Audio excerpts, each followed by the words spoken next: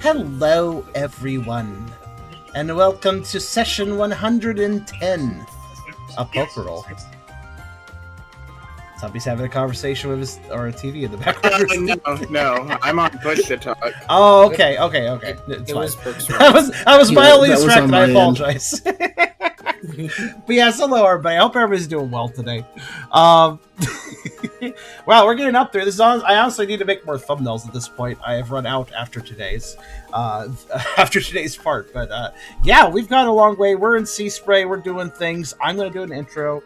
Yes, that is what I'm doing. So, I will simply say that if you like the video, do think about giving it a like. If you haven't subscribed yet, think about doing that as well. If you want to help out a lot more, though, think about coming over to Twitch. We're always looking to reach partner, and we're always not actually having enough people for that. We need like 75 average, so we need probably around 100 people on the norm to actually reach that goal. But we're nowhere near that. So if you want to come by, whether it's lurk or a talk, think about doing so. It really does help out. We'd honestly love to have you. It's great to have new viewers, like, for instance, Nate, who showed up today. I think we had another new viewer earlier. I don't remember who it was, but yeah, again, thank you for coming by, guys. And of course, regulars, I appreciate you too. We seem to be at 32 viewers today. That's kind of low, so hopefully we get more people showing up. But yeah, think about coming by. It really does help out all my content as a whole. So we also have a pretty cool Discord community if you want to check that out. I have a Poker Roll Discord for this game specifically, as well as a sub-community that you can also check out, linked in the normal Discord. I have a coffee link if you want to have a drink and monetize my content. I have a merch store if you want to buy some cool stuff. And I have a little Weight Gain Drive site for the previous Weight Gain Drive we just finished up. But the site will still have updates and stuff, so you can check that out as well. All links in the description. Check them out if you feel like it. We also, of course, have a wiki as well for our game, where you can check out recaps, character descriptions, all sorts of things. So do take a look at that too. It's also in the description. Why did I hover over this ribbon? I don't know. Why not? Ribbon. All right. But that being said, sorry, I'm a little bushed today, I guess is the word I'll use. So I'm a little off kilter. Sorry about that, but I hope everybody's doing okay. Doing good here. I'm doing all right. Barely stumbling through an intro, you know. Yeah, We have- it's fine. Yeah. Fortunately, we have the whole team here today. Tubby was possibly not going to be able to make it today because of his work, but he managed to eke out his schedule such that he convinced his bosses to let him come here, so that's to do his game. So, Yay. Indeed. It is excellent. I always miss when Tubby is here. I miss when any of you are gone, so... it does create a little bit of a hole, and just like it's like we fill the void, you know. Yeah, I imagine I create quite a big hole since Ralph takes up a lot of space. A Very hole big personality. in my heart. Sad Jolteon face.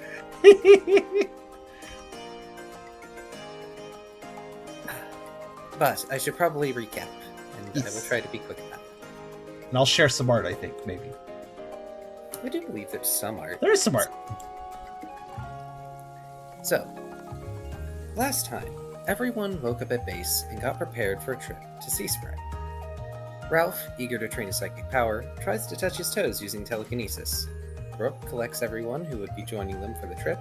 Ryda trains outside, and Tucker spends time with Puppy in his room. While Brooke is extending invitations, Riley requests to join the group on the trip to Seaspray, wanting to see the shaman get better, and Lizard naturally joins as well. After a while, Tucker leaves his room to speak with Ryda, wanting to show them the mini-ore fragment, and explains how looking into it causes similar to results to when Ryda had used hypnosis on Puppy the other day to help them go to sleep. He offers the fragment to Ryda, believing they could likely make better use out of it. Than him. Sorry. Reading sentences. And Ryda accepts it. He then leaves to go do some last-minute preparation and take Puppy back to the spa to be looked at. When Ralph finishes with his exercises, he goes to speak with Hot Dog, and wishes them good luck with managing the base since Lizard won't be here. Hot Dog grows concerned upon the realization, as that would mean he'd have to try and keep Prince Zeal under control. Then, with perfect timing, Zeal marches into the base, loudly proclaiming that he completed his mission. He explains that, while the team was away, he'd been tasked with retrieving some sort of metal apple, and that Hakamo had been helping him with his search. He also presents the pay that he'd been given for returning the items to its owner. Ralph then heads outside to see Raida training using a psychic copy. He immediately starts rambling about the potential uses of this ability, none of which are practical, which confuses Raida due to how convoluted the ideas are when they have such little payoff. But after finishing joking, Ralph goes back to practicing his telekinesis by attempting to flip Raida around. This ends up turning into yet another competition as the two proceed to see who can out-rotate the other. Spoiler alert, I believe Raida won. Out-rotate. Just hovering in the air, attempting to rotate each other furiously. Gosh, like a game of Tetraminos, but you get to control each other's pieces. Gosh. Once everyone finishes their preparations, Rook calls everyone together and splits them into groups for the trip. As they all go to leave, Mawile comes to the base to see Ralph off with a hug and some sweet rations for the trip. I forget what she gave. I thought it was like cookies or cinnamon rolls or something. Whatever it was something tasty. The journey passes without any major events. During the travel, whenever the group takes a break, they take the opportunity to get training for their specific goals in. They eventually arrive at Mudbray's ranch, much to the surprise, as the Pioneering Club's annual trip isn't meant to happen yet. Blah, words again. After explaining the situation, Mudbray offers to let them stay in the barn house, but can't offer any of the bedrooms as is, now that he has acquired a farmhand to aid him. Specifically, the Machamp that Team Cheer had rescued from the Alcazar had started to work at the farm. Ralph and Tucker go to see and take care of the sheep Pokemon, and Raida and Brooke offer assistance to Mudbray around the farm, much to Mudbray's delight. The following day, the group receives some minor compensation from Mudbray for their help before resuming their journey. They soon reach Seaspray, seeing the familiar hustle and bustle of the city. Lyra seems very impressed by the city and how many Pokemon are there, while Hatterene and Riley end up seeming uncomfortable for similar reasons. Luxray quickly says his farewells and goes back to his library, reminding the team that they're happy to let them visit for some peace and quiet. Ralph starts to tell Raida of the various things that could be found in Seaspray, during which he mentions the various eateries. This reminds Tucker of the letter he'd received from V, but decides to keep that in the back of his mind and wait until later, rather than going there immediately to see what V wants. Because the correct assumption was made that V would immediately drag you into whatever it was. For side quest. Brooke looks for a hotel for the group to stay in during the visit, with Tucker and Raida joining him. Ralph takes Raida with him to the bar he visited last time, Gloamingwood, for a drink. And Raida and Lizard split off from the group to show the curious Lyre around Seaspray. Brooke, Tucker, and Hatterene arrive at Hotel Olomo, now repaired after the incident with Shaman and heavily remodeled. Brooke explains to Hatterene about how they stayed in the hotel before, and mutters about potentially trying to cover the costs for all 8 Pokemon. Hatterene offers to cover the costs for lodgings, still seeming uncomfortable due to the presences of so many Pokemon. As they enter and approach the front desk, Croagunk recognizes Tucker and Brooke, referring to them as the Saviors of Seaspray, and happily welcomes them to the renovated hotel. Brooke requests that they not be referred to with such grandiose titles, and Croaky, quote-unquote, obliges before mentioning about how happy he and his partner are with the changes they've made to the hotel since Team Cheer was last here. As the sleeping arrangements are sorted out, Alomola floats into the main lobby and greets them with familiar faces. Then, upon noticing Croagunk was going to dare to charge the Saviors of Seaspray full price for lodgings, Alomola scolds him, and via some sweet talking, the team is given a roughly 50% discount for however long they decide to stay the night. Brooke, wanting to ensure that they have a few days in case anything happens, settles on a week. Brooke is handed 4 keys, and he hands 2 of them to Tucker, asking him to go take the rest of the keys to the others, and hands another to Hatterene as they are taken to their room. Brooke, meanwhile, plans to visit the arena. I believe it's Tucker and Hatterene are sharing a room. Ralph and Ryda are sharing a room. Riley and Lizard are sharing a room. And... The index card says who's sharing with who. Oh, it does? I knew I Yep. was smart. It is... Yeah, Tucker, Hatterene, Ralph Book, Riley, Lizard, Liar, Reddit. Yeah! Awesome! Ralph and Ryda arrive at Gloamingwood, and Ralph explains his time at the bar before entering, asking for the second strongest drink that they offer. And I ended up giving the Trevenant a slightly Western accent, I think. For the reason that they are a tree, I guess. Checks out. There are trees in the West. I wasn't trying to, but I ended up making like at least 2 different Pokemon cowboys for some reason. Or like Wild West characters. He also asked the Trevenant manning the bar for his advice as to what kind of drink Ryda should have, and is disappointed when both Trevenant and Ryda agree that they should simply have non-alcoholic berry juice. The pair enjoy some biscuits and their respective berry juices. Meanwhile, Ralph mentions that since it's somewhat late in the day, they'll likely have to save visiting Cafe V for another day. Ralph also notices a new poster behind the Trevenant featuring a depiction of a certain Munchlax with a tie and hat with the caption, "Do not serve."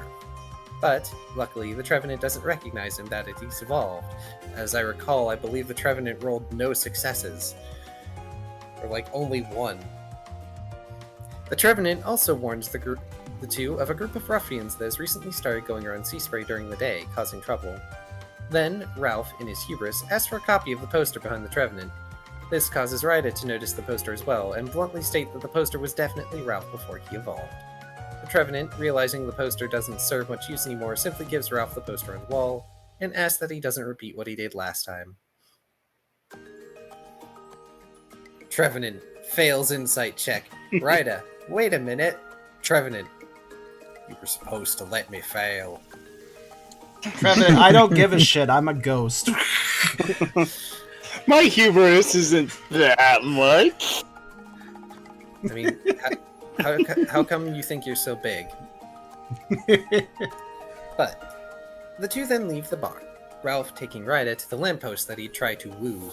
At this time, they see Tucker, who presumed they'd likely find Ralph at that exact lamppost. Smart Tucker. And Tucker hands Ryda the key for the hotel. Ralph mentions Hotel Obsidian Sky and the adventure team Cheer had there, which prompts an unusual reaction from Ryda as they look at the ground before saying that they're going to explore Seaspray on their own for a while. Ralph makes way towards Hotel Lomo, more than happy to eat up the remains of the buffet before the chefs start working on dinner. And Tucker goes to find Riley, Lizard, and Liar. Ryda teleports to a building rooftop and begins to look around the city from the vantage point to see if they can find the ruffians the Trevenant mentioned. However, due to the lack of specifics regarding who they are, Ryda is given a plethora of options as to who the ruffians could be, and eventually settles of using the process of elimination to figure out who would be the ones the Trevenant mentioned. They most likely... Words. I'm almost done. They mostly end up encountering Gladder... I'm going to take a drink of water and then finish. You got this. I'm sorry, Ennio, I'm butchering your notes.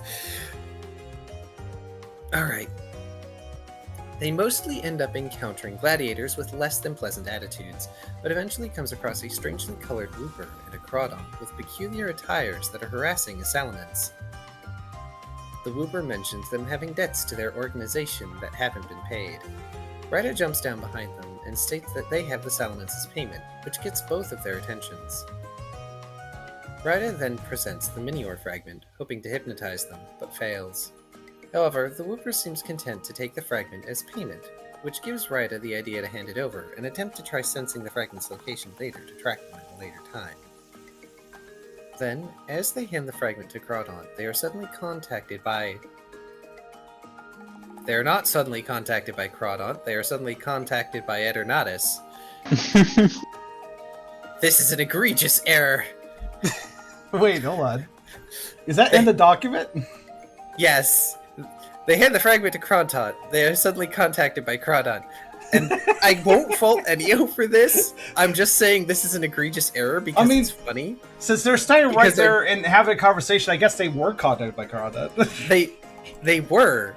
And I think it's funny because I've done the exact same thing multiple times before, so I understand how this would have happened. repeating the proper noun you just used rather than the one you're supposed to use. I've done that too.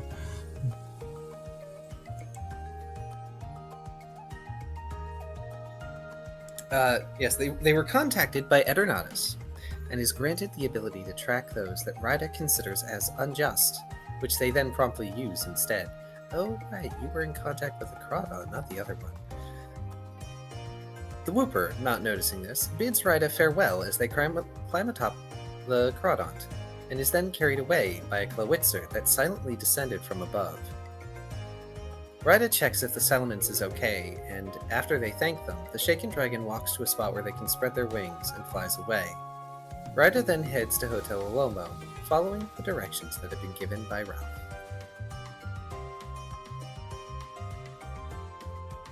Nice. I wonder what his encounter... If he's like a trainer at Pokemon Go, what is going to... I'm not qualified to answer that. I don't know what all the different themes are. Well, actually, we have some themes from V. Have I added them? I think I added some of them. Oh, well, yeah, but... words. To put it very simply, his side quest has music. Yes, V has music. V has a theme, but as a trainer, I don't know. Yeah, that's harder to say. The what if approach to that, yeah.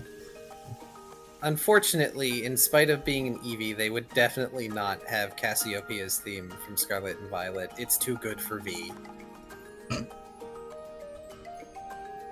Anyone who doesn't know, I don't. please be careful looking it up, because 1, it is a bop, and 2, it may or may not contain spoilers. That's fair. Suffice to say, Cassiopeia likes using evolutions, and they use them to good effect. Lots of good. That's good to use those. I approve. Anyway.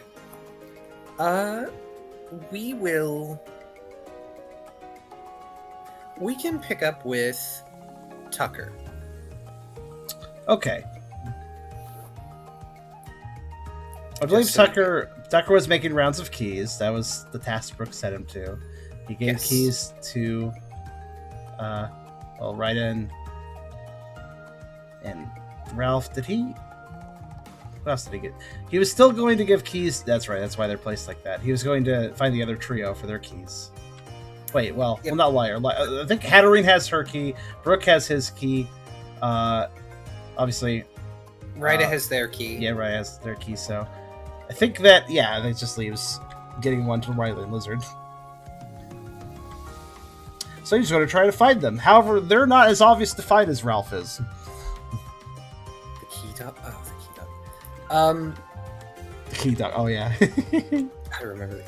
The key dog is great. Yeah. One of the best parts. I believe last we discussed, Tucker was heading off to the beach because that was the last place that Riley and Lizard were known to be heading off to. That's fair. Okay, before we start that scene, though, I have, first off, those new move cards you made before the intro, you need to remake them. Can you pull them back out? I made a fatal error with them, actually. Let me just, it's real fast. It will only take a second. But, it's just renaming them. I'm just literally replacing the link with a new link. That's all I'm doing. Basically, what happened was, you ever get used to being logged in on a website, and then you just think you are logged in on a website, and then it just turns out, it's just I'm not now. Yeah, I wasn't logged in to Imgur when I was uploading those links, so those are not safe links to they'll go away after a while. So I just logged in and made new links. So there you go, they're good now. Those are for later, everyone watching. No. What? Spoilers. What happened? It's fine. I dropped one off the table. Oh, okay. All right. It's right there. He's moving Actually, this one is not a spoiler. Because Ryda has been using this since forever, I decided that we finally needed a card for it. This is specifically for scrying. It is not necessarily a move, but it is a thing that Rida can do. Yeah, that is just something that Rida does, huh? Yeah, it makes sense that they would have That's the how they card. kept tabs on us before they joined. Yes. It's one of those nebulous abilities that requires some input as to like how detailed is the scrying. And that terms the difficulty. Yes. Yeah. Fair enough. Well, there you go then. I think the math's kind of big that I made up for the side net. We're getting a lot of cards built up. I'm glad. More variety. Combos. Yeah.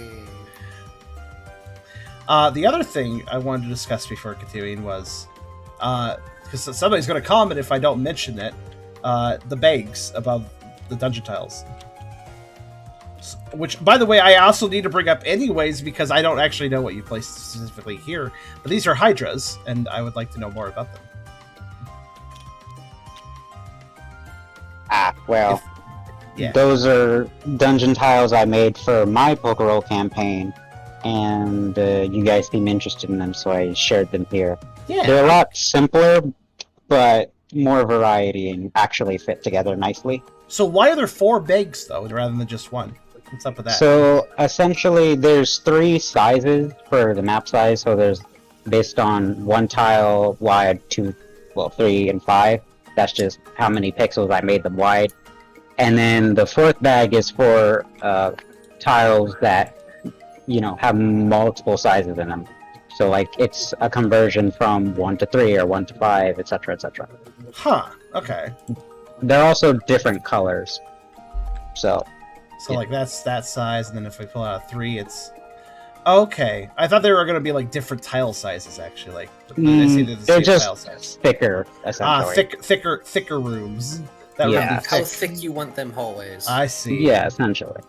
So you made these because you were basically you weren't very satisfied with the, kind of weirdness of the original tiles. They have their benefits, but having a simpler, more traditional Pokemon Mystery Dungeon style tiles, honestly, the room shapes. I just made a crap ton of stuff for my campaign. Honestly, I feel like these make more sense for PMD, though I do like the original ones too. But like, it's kind of weird they didn't have just like one that made more sense on a flat plane like the original games. So I like your tiles as well. They're both good tiles. Thank you. Yeah. So we might You use guys those in the seem future. to like them, so Yeah, I feel it's good to have more resources, especially if we want to have a dungeon that just has a different sort of layout, So, but yeah. In any case, so Tucker will be heading to the beach, which he doesn't know if the trio. Why did Lyre go with them? Do we remember that detail? Riley and Lizard were showing Lyre around, and Okay. it's not like y'all could let Lyre wander on their own. Also, leaving Lyre to go to a bar with Ralph and Rida is not the best idea. Fair enough. Mhm. I feel like they'd be a bit of a lightweight if they tried to drink anything. Lyre wouldn't understand the concept of money. Oh no, yeah, that's true. That's true. The mercantile nature of things is, yeah, he wouldn't really understand the point of shops.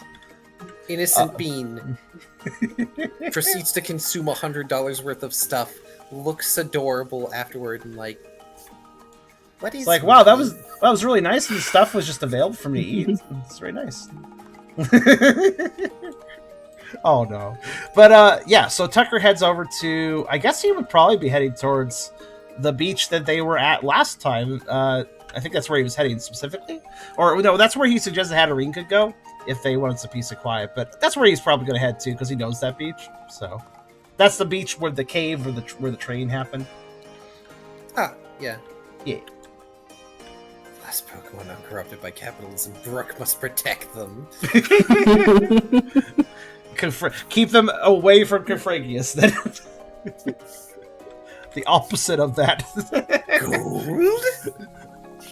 Right. I haven't visited him in a while. We haven't found much gold in a while. That's true. That's true. It has been a resource we have not seen in a while. you may or may not see more loot soon. That said, and jokes and memeing aside, when Tucker goes to explore that end of the beach where the coral cave is, or is it cove? Doesn't matter. Yes. You don't see many Pokemon there at all, but you do see some pretty seashells that are on the shore. Ooh. But Since since Tucker's mission is not super urgent. Oh, are they not there? Does she sell them though? No. Um, Don't twist my tongue. There is a Corsola with a little mat in this secluded place that is trying to sell sparkly shells, yes. The shells may or may not have been glittered.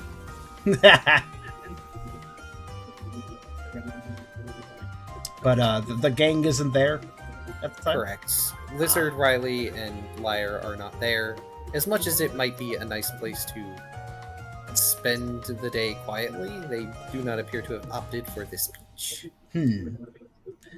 Well, Tucker does spend a little bit of time. Since it's not exactly like he's in a super rush to get that key off to them. He will take a look at the pretty seashells. Probably not so much the ones Corsola is selling, unless they're very obviously unless they're very unobviously not glittery. He'll probably look at the natural ones, is what I'm trying to say.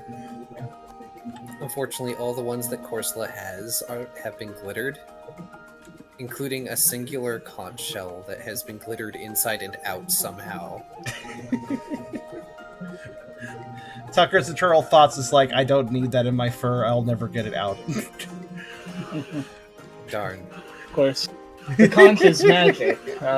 You should hail it. All should. But there are some pretty shells. It's the standard fare you might see on a beach. You do have to be a little careful because occasionally there's like broken shell shards, but that's not usually a huge issue because sand. Mostly the regular clam-looking shells, small ones, mind you. Nothing like a shelter or a clam pearl. Fair. So nothing particularly notable though. Yeah, no really nice spiral shells or conches or anything sizable having washed up on this end of the beach that you know of. Fair enough. Tucker's actually, as most dogs do, Tucker also just wanted a moment to enjoy the beach because beaches are nice for dogs. They're nice and open and they have a nice breeze. Which is especially nice considering, Tucker has a bit of a thick coat, so the nice sea breeze is always nice to be around. Worst place to try and sell seashells, you can literally just walk 2 feet and pick one up off the ground. See that even Exactly. Tucker. See that's why Tucker didn't care to approach the vendor. It's like, well, I could just look around for one. But they've been glittered. Yeah. You may Now or may they're a not- nuisance. Indeed. You may or may not get the feeling that this Corsola may have dealings with a certain gaudy ex-champion. Oh boy. So the more reason Tucker would want to get involved. That was the one he had the most interactions of, if I recall, out of the group. Well, since it was a fruitless enough endeavor to go to the beach, even though it's nice and pleasant, he does eventually move on, since he does still have a goal to complete. Though he doesn't really have anything to go off of at the moment, so... Where would he head? Well, you can follow the beach and head towards the beach that Alomo is on, which will take you past and or through the docks.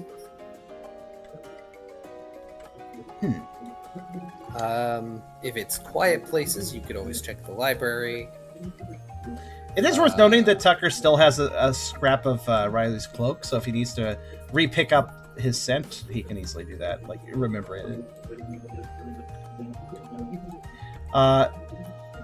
He is, his vision is, by the way, while he has gotten fairly used to the vision, it's probably a little awkward for him to be in crowded areas.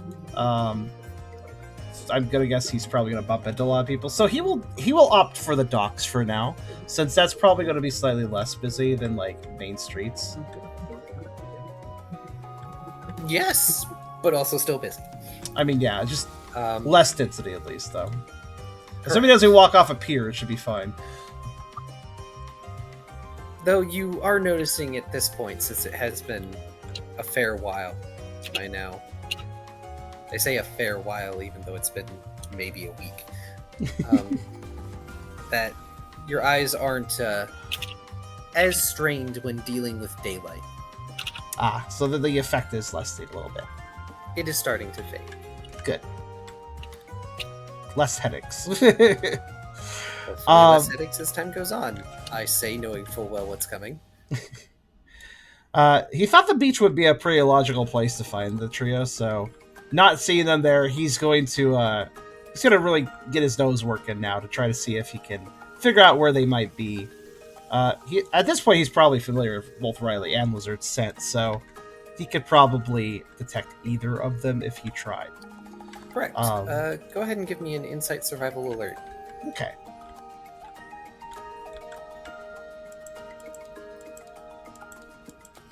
All right, I statted up a whole bunch, so now I have more alert points. Hell yeah. Correct. Well, you don't specifically see Riley at the docks. You do catch wind of someone that sounds like Riley. Uh-oh. Yes, they are yelling. As you approach the source of the noise, Riley is not terribly far from the docks area, but is down on the beach with Lizard and Liar and is currently shouting at a Pukumuku, which, for those who don't know, it's basically the sea cucumber Pokemon. For having squirted out its weird guts hand whatever it is at Lizard and or Liar. It's hard to tell. The thing is just sort of squinting at Riley. And clearly, Riley is making motions to try and capture it, because of course he will. Hoarding tiny Pokemon. I'm gonna guess this is a beach further up past the port, basically. That's why Yes. different beach than earlier. It So is further up past the port. I could. All right.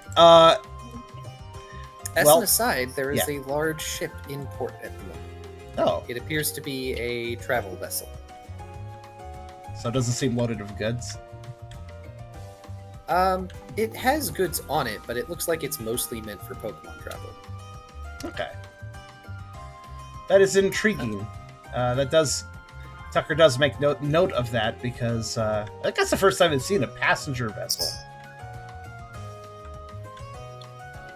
And on your way down to Lizard, Riley, and Liar, you do see a tiny little scrapwood boat with a candle and a little small wire anchor on it drifting out into the ocean. Oh. That's a note from last time. I remember that. Yes, because glimpses. I'm gonna try something. Just a personal roll for something. I'm just gonna roll insight. Fair, honestly squicked by Pukumuku, because here, look at my stomach, I understand. Tucker may not make the immediate connection that would maybe have something to do with Brooke and the anchor Pokemon whose name I keep forgetting. Dhelmise. That's Yep. it. It's the Same name I do not generation as remember. Pukumuku, actually.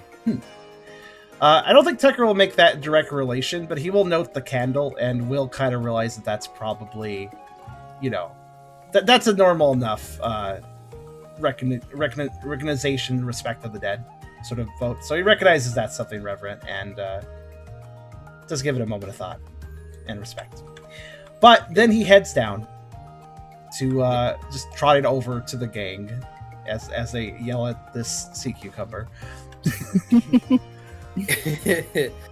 I was gonna say maybe Tucker, as a human, had a grandparent or something and had to do that during the wake.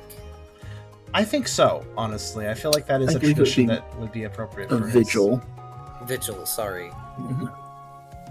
I apologize. I don't remember all the words. It's okay. Please. Yes, I think that's fair to say. I think there's a lot of... He lived it more in the country, so there was a lot of traditional customs, and that would be a custom that he would be familiar with. That said, as you approach, Lizard looks amused, whereas Lyre is just very confused at Riley's antics, and the Pyukumuku is just inching away and making rude gestures at Riley. Right, because its stomach is kind of hand-shaped, if I recall. Let me actually pull one of those. Because he might keep that one, knowing him. Let's see. I will just tell you that he's not going to Okay, this one. fair enough. I will save you the effort, as amusing as it would be. Pyukumuku need water. Fair enough. And I don't think Brooke wants a Pyukumuku in their pool. Tucker will kind of give a squint to the Pyukumuku and just... I barely tolerate the Lotad, to be honest. The Pyukumuku... Tucker is a little confused by it. I don't think he's probably seen this Pokemon before, but he is kind of aware it's vomiting out its internals. Like, that's kind of obvious, so... He just kind of looks at it for a second, then looks back at Riley, who's obviously very intent on it, and just expresses... What are you messing with that thing for? Doesn't look very friendly.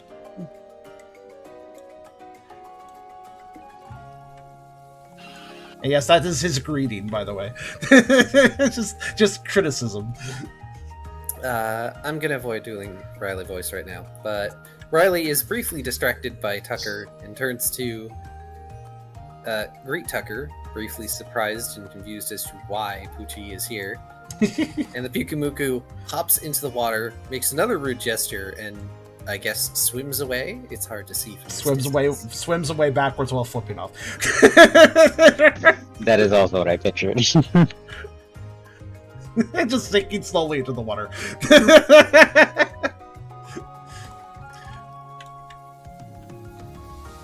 Well, Tucker expresses, since he does see that Riley's inquisitive about why he's there. Well, I was looking for you guys. I got a key for the hotel. And then he will procure it and offer it to Riley. This one's for you and Lizard. Lyre's sharing a room with, Rita. Oh, thanks, Tucker. Lizard takes the key before Riley can grab it. Riley squints.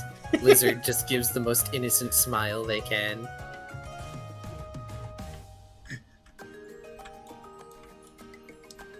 Tucker will look towards the passenger ship for a second, and then mention, Did you guys see when that thing docked? Oh, it was already there when we got here. Tucker mulls this for a second and expresses, You know, mentioning how those, what, were they emissaries or something? Some other big word. That are coming to see Savantown. I wonder if they came with us on that ship.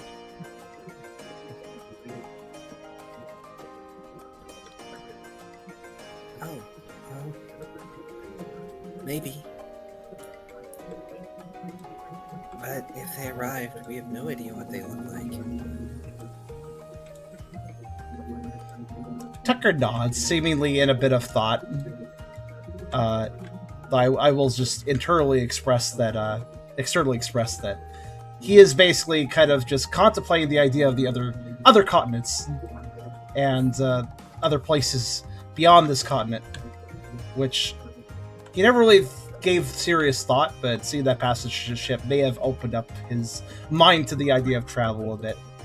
So he does seem interested in the ship, and it's not entirely clear probably to the others there why, but he kind of smiles though at the group and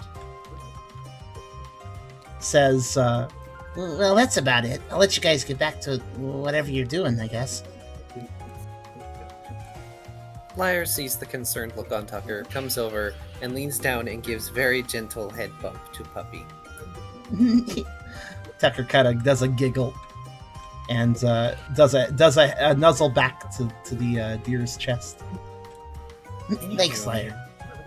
I'm happy being part of it.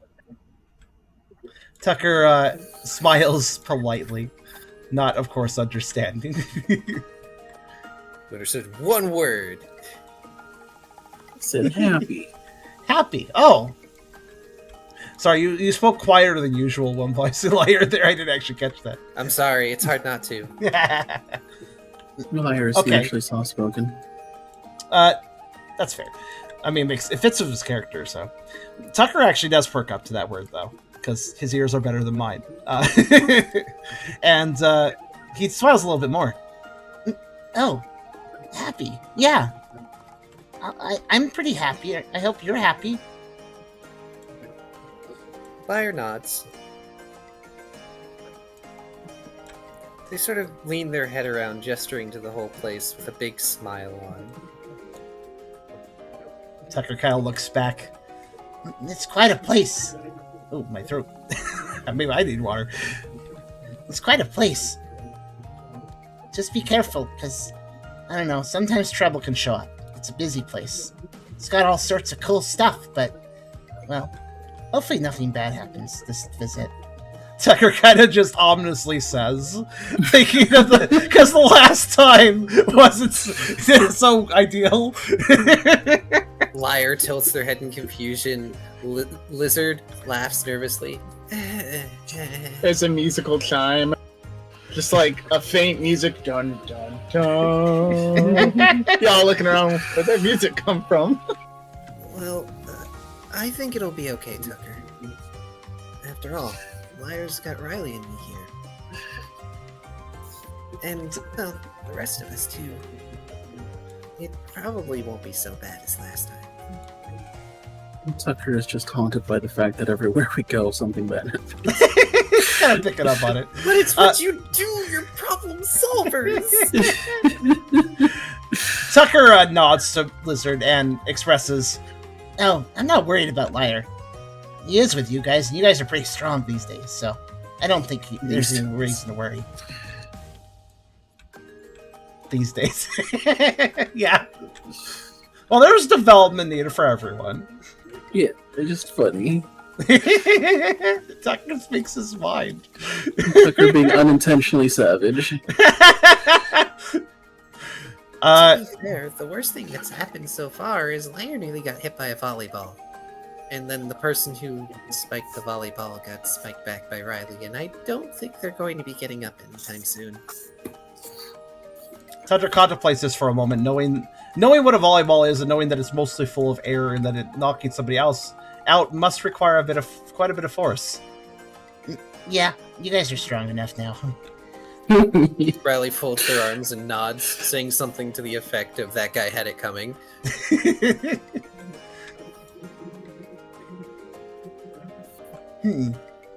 Well, now that I've delivered that key, He thinks for a second.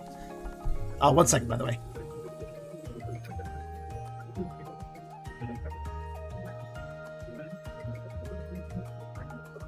Sorry, that water was required to continue talking. Okay. Tucker thinks for a second and then expresses, well, Rick made me hand out all the keys to everybody, but that was the last key. I guess I'm free now. he kind of shrugs and expresses, I may as well hang out with you guys for now.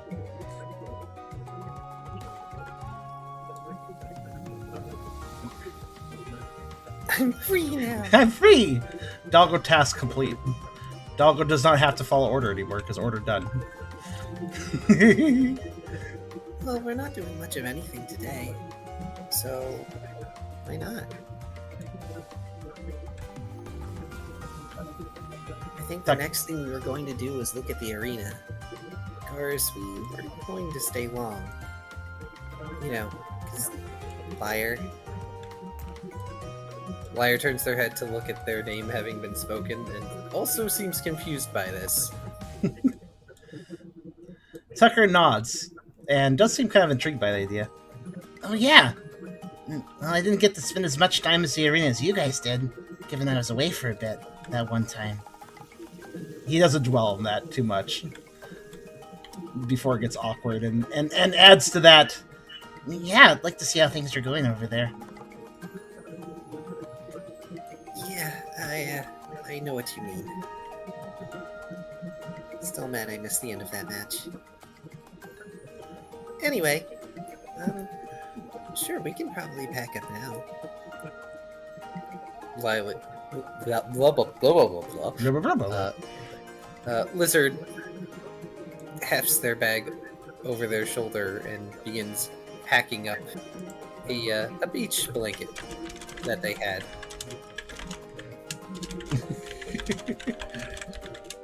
As well as a parasol that seems new.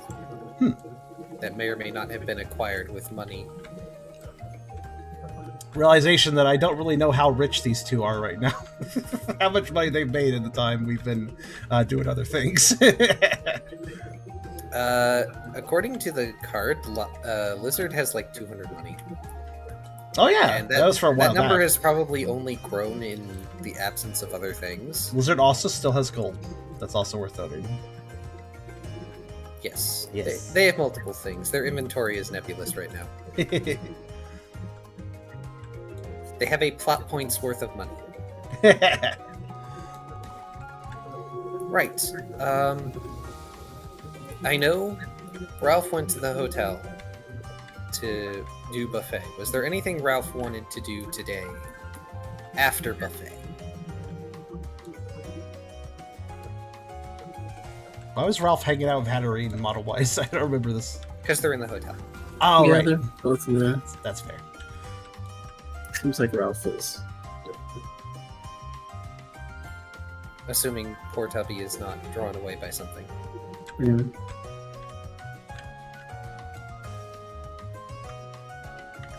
Let's see. Okay. Ryda also headed to the hotel, I believe. Yes, they went after the whole dealing with bad guys. Okay. I gave Tubby a poke just in case. I'm here. Okay, hello. Okay. I sit here like listening to a whole thing. I like get up to go get a cookie and like. I have such bad timing. Every time you get up, I ask after you, and it's It's always the untimely cookies, right? yeah. man. Now I want a cookie. Me This is the too. curse. Right. I apologize. Gosh, this is like the timing of like my coworkers always asking me for things 15 minutes before I have to go. So I think the question was if Ralph is doing anything else aside from enjoying the buffet, or Yes. Did Ralph had any desire or plan to do things after eating the last of the lunch buffet? Probably the first of the dinner, but not other than that. He's content to hunker down for the night, as to not have to be looked for or anything. He's probably gonna mess with his like psychic powers some. Okay. okay. Oh, I should note Mess also. around with the components in the box. Oh, Oh, okay. Okay, that's actually. what was in the box again? I keep forgetting. Stuff. I know, but I haven't told anyone. Oh, that's why I don't. Yep. That's why I keep forgetting, because I was never told it. Fair enough. Correct. You have not forgotten a thing. Also, All I may right. as well address the thing because some people were asking. No, Tucker is not going to take the free time he now has to go visit V. He knows that's going to rope him into some. He's going to get roped into something if he does that, and he knows that. So, Yeah. not right like, now. I appreciate the love for V and V's Cafe, but it is not the current focus. No, certainly not Tucker's focus. Tucker's focus is the shaman. He's just basically waiting until they can get around to, basically Yes. ready for that. Probably the next day. Yeah, because y'all don't know where the shaman currently is. I forget Was it an Ondino or a Chansey that was helping look after them? I know that there was other. It was an shaman- Aldino. Aldino, thank you.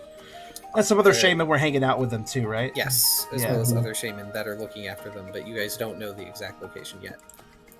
But I promise that V will most likely come back again. I'm pretty sure these guys want to interact with V. Oh, we do. It's just, yeah. And it's fine. I can always shoehorn V into something if they don't want to go to the cafe. I mean, I could see us handling V as early as once Shaman is better, but we'll see. We'll see. There's many side quests and threads up in the air right now. But Ralph is bunking down. Hatterene is bunked down and trying to sign themselves. Ryda is going to the hotel. Is there anything Ryda wants to do at the hotel? Ryder would like to go to the buffet. Awesome. The dinner first buffet. thing they're looking for, are there like steaks or stuff that would require like a strong knife? It concerns me that you use the words a strong knife. Yeah. However, the way the buffet is set up is everything is meant to be relatively easy to eat, so that you shouldn't need a knife. Hold on. I just imagine going to a restaurant and being like, yeah, so you got a lot of the menu here. Do you have anything I really have to, like, stab into? So that I have to really cut really hard, like, really grind against the plate to, like, separate it with a sharp knife. I would like something like that. Like, and then, can you imagine being a waiter in that situation? Not steaks necessarily. At least not like the cooked like T-bone steaks you might be thinking of, or something like that. But they do have some Hamburg steaks that are available towards one end of the buffet, which is like the carnivorous end. And of course, there is a very limited supply of that stuff because that's expensive, and they're kind of small, but you can technically use a knife on them. So there's knives, is what I'm hearing. Oh, jeez. There are not steak knives, but effectively slightly sharper butter knives that are available to the guests. They are expected to be returned. Right. However, that does not mean you have to follow that expectation, because even if it's in the rules, I understand that there are rogue-type characters that exist in TTRPGs. Yeah, Ryder was gonna pocket one of those knives. Huh. Okay, Okay. hang on. I need to find... I would say you could probably buy one, but you only have 10. So I understand why you're trying to steal, I guess. Okay. Then again, you're not familiar with the concept of money, so they may not strike you like... I will remind you that this is not made with a stabbing point. It does have some serrated edging, as is necessary. I'm confused and concerned. But I suppose it'll make sense later. I'm not even going to make you roll to pocket it, because nobody is going to expect you to pocket a dang butter knife. This will do. And after that, Ryder's gonna head up to their room. Okay. Right So- out, you're playing Hitman. Notably, no communication with the rest of the party about what happened to you. Correct. Ryder doesn't know anyone else is here. Oh, okay. Yeah, Ryda just followed the instructions Ralph gave to get back to the hotel. Ryda is not aware that Ralph is in the hotel. Liar's not at the hotel, so when Ryda goes to their room... Oh, I thought Ralph was also at the buffet. Did he leave by that time? No, he left probably to go to his room by that time. Fair, fair. yeah. Alright. Oh, right, but Brooke has the key. I forget. Did Brooke leave the room unlocked? Didn't Ryder... Oh, for Ralph. No, he didn't. So Ralph is stuck outside. Yeah, okay. Ooh. My apologies, Ralph. But I can use this as an opportunity. I'm gonna use my Psychically awesome- unlock the door. Yeah, just unlock it from the outside. All right. Ralph casts knock. All right, give me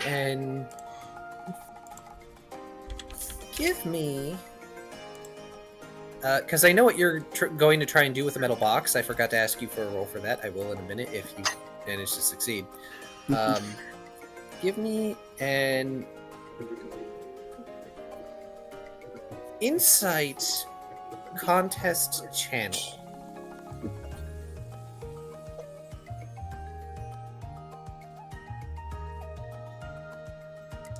For those who think that's weird, it's because it's not necessarily a survival thing. Okay, so you try to unlock the door with your psychic abilities, but unfortunately you do not have such fine control with your psychic abilities as you can do that yet. But you can rattle the doorknob. Spooky. Rat. So I assume eventually Ryder would stumble upon Ralph jingling a door. Just hand outstretched, trying to get the door open. No, just a little further that way. No, I'm not trying to target the mechanism. Just let me grab the little thingy on the other side. Oh, come on. Do you need assistance? Yes, please. Ryder's gonna try and teleport behind the opposite side of the door. You can't see the other side of the door. You haven't been to the other side of the door. Keyhole lets you see through. No. No, No. Okay. is not that kind of keyhole. Well then, Wait. if that's the case. Are the rooms identical? You could probably like look at one. I don't room think and that's how that works either. Okay. Well, there fair enough. was teleporting in the dungeon, which I didn't see the other side technically. Technically, yes.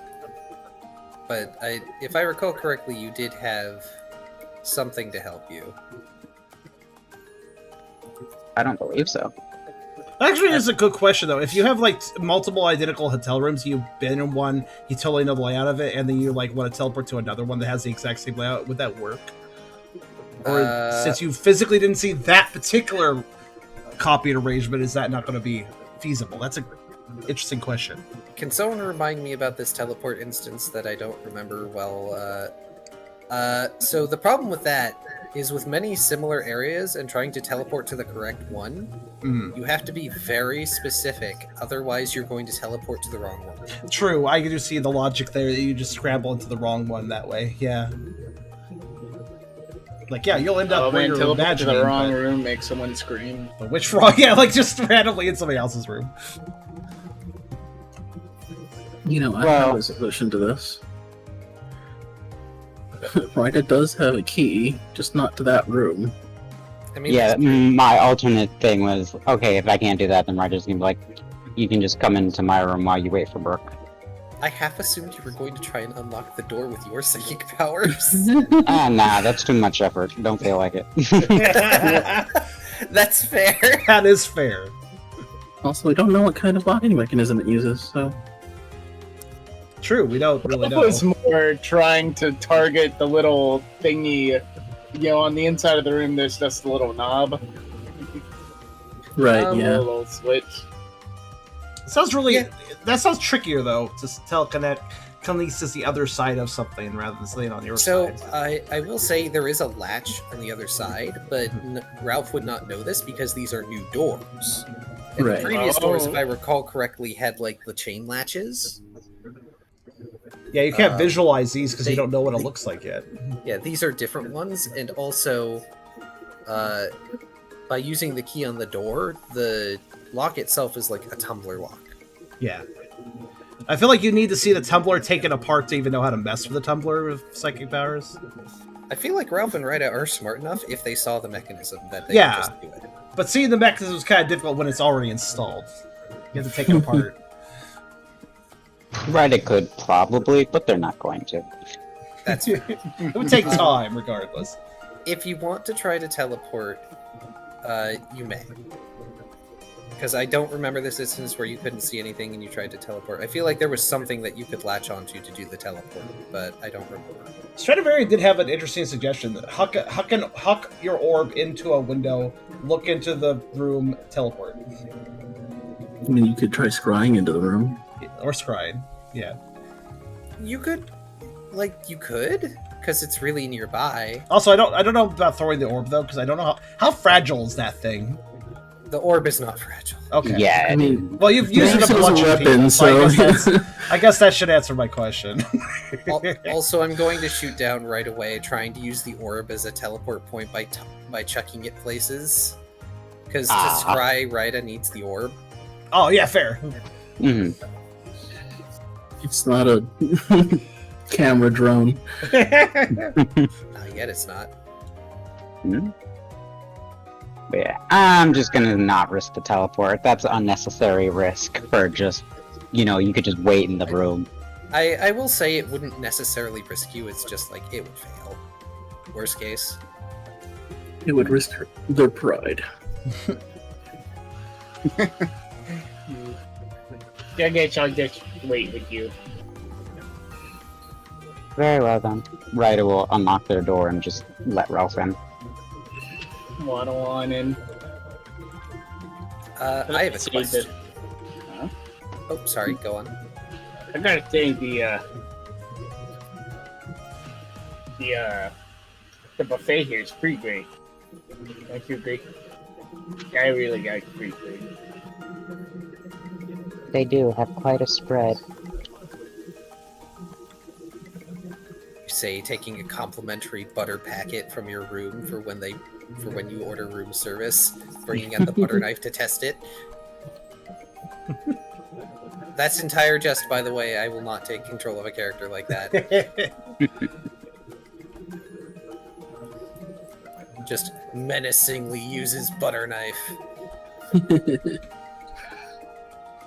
Joking aside, is Ralph going to mess with the metal box? Yes. I'm gonna kind of sort of see if I can I work out if all the pieces are there, kind of start to put some of the mechanisms together? Just enough so I can tell whether or not it's all there. Yes, you can. As I recall, at the time, at the very least, you weren't able to discern what parts might be missing. So, I require a... Yeah, I feel like I don't really need the psychic powers will let me sort of piece this thing together. Well, once I master them, let me piece them together without necessarily needing all the correct tools. I hope. help you avoid the need for tools. Also, you have Super Metronome, which will help you avoid the need for tools. I need a blowtorch. Flamethrower! Huh, your size box is blank. I'll have to fix that later. So is this visible to Ryder?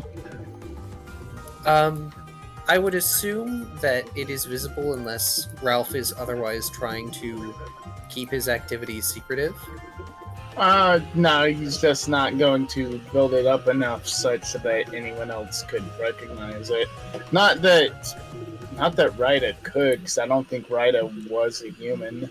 Definitely not. Yeah, Ryda would not know what the heck those parts are, just that they probably go together. Okay. If only by virtue that some of them have bits that obviously they fit together.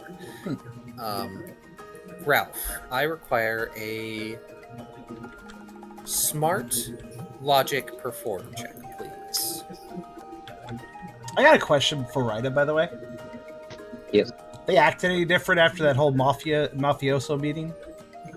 Nope. Okay. Alright, smart logic perform, yeah. I was curious if there's anything for Ralph to pick up on with recent activities and stuff. Ryder doesn't that's give off anything different. Figured. Also, he's a little distracted with his twos. I will say, in fairness to Ralph, you can always choose to examine the box any given day and try and figure things out. So He also has a hat. Yeah, you do have the hat, which has I have 2 rerolls on the hat, so yeah. So, and those are per session. So, don't worry. I wouldn't say worry about them too much because we have ended up just saving them, or rather, you've ended up just saving them. But also, it is up to you to do so. I'd only be mindful of hat uses in combat heavy sessions, honestly. yeah. But with this Yeah, I think result, Oh, oh, sorry, were you gonna? I thought about it, but what's up? Okay, I'm double checking to make sure so I don't just run past. With this result, you can tell that you have most of the pieces. You're not sure if all of them will fit together nice and neat at the moment, but given time and possibly some tools for the job, or, you know, a variety of moves at your disposal, which you have, you could probably construct it, or construct a modified version of it.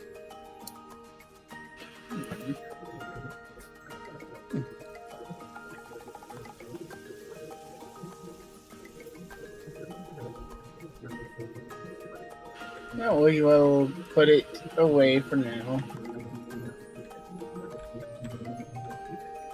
As I lay on the floor contemplating.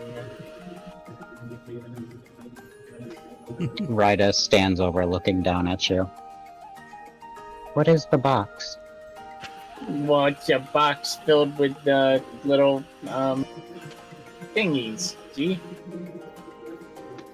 For what purpose? Looks a bit hesitant.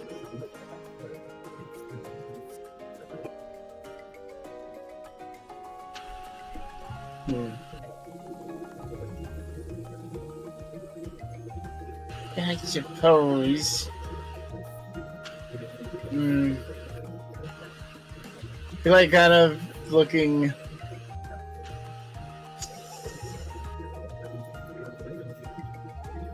Oh, let me mute something. Ralph, uncharacteristically not wanting to talk about something. Hmm. Okay, so. Yeah. If need be, you could I'm not- send a private DM if you prefer. No, I think this is an interesting time to bring to out of character reveal this. That's fair. In character to Ryda. In character, right? Joe. Yeah. Yeah. So you've worked out, right, that the rest of us were human. Was Ryda privy to us realizing that we were pulled through time? Yes, I believe they were Alright. present for the Mewtwo explanation. They had double mental breakdown. Right. So you already know that myself and the others used to be human. Yes. Well, I've worked out that this box is filled with the pieces to what used to be a human weapon, a very powerful one. I knew it was a gun. And I'm hesitant to put it back together, but it could be an asset, a last resort asset, because it's quite a powerful weapon. And he tries to think of an example. You know the move Bullet Seed? Imagine if Bullet Seed was as destructive as a tiny flamethrower and launched with the force of an electrode using a self-destruct or explosion. And he goes to explain it essentially. Essentially, It's a tiny chamber that causes an explosion and launches a projectile with enough force to points at the door to just straight up kill someone on the other side of the door, even if the door was in between us. Ryder pauses for a moment. I see. Do you believe such device needs to be created? That's what I'm hesitant about. I mean, I'm already a creature that can create fire and lightning storms and such. But I feel like there might come a time where maybe someone or something is too dangerous and needs to be removed. Don't mention this to the others. I don't know. I really don't know if I'm gonna rebuild it yet. He's like looking down at the parts. I don't know if it's worth it. I don't know if I should. Very well. Though I do ask, would you be able to use it?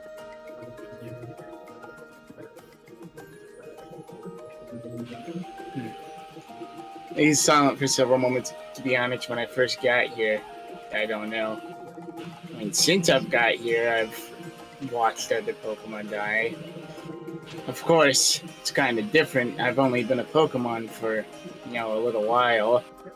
But I was a human for many, many years, so it probably won't feel the same, even if I can technically unleash more, destructive. He looks at it. He points his two little fingers up. Even if I can unleash more destruction myself anyway, it's definitely not going to feel the same.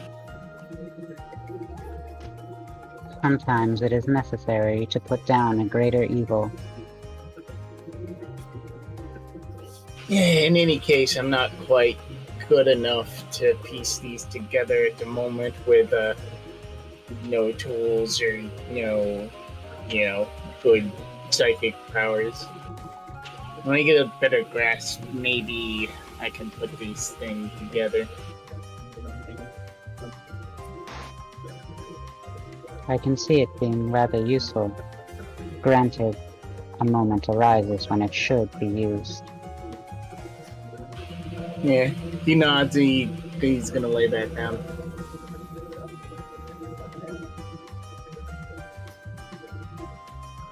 I may have a request for you, though this is something you cannot tell the others currently. No, what you got? When I separated from you, it is because I located the evildoers the Trevenant spoke of. No. Were they like supervillains, like with a black cape and a mask? They did not fit that description. I thought that'd be super cool. However, they did confiscate an item, one that Tucker provided to me. I'm sure it is important to them, so I must regain it. I would like your assistance in such. Ooh, my assistance in helping track down a bad guy? I already know where their location is. I simply need your strength to help me take them down. Oh, dude, that sounds awesome! I am so in. Great.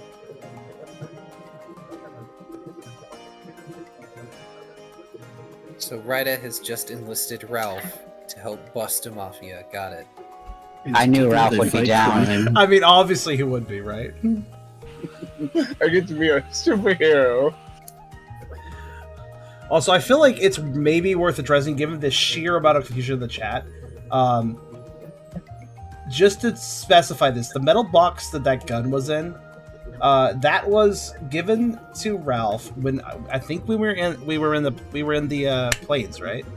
And Correct. we ran into some of the rehabilitated Salandits who were working to get stuff from Claydol Caird, and they just gave up one of the things they found to Ralph, basically. I believe it was on your way back from the from the Snowrun Hamlet.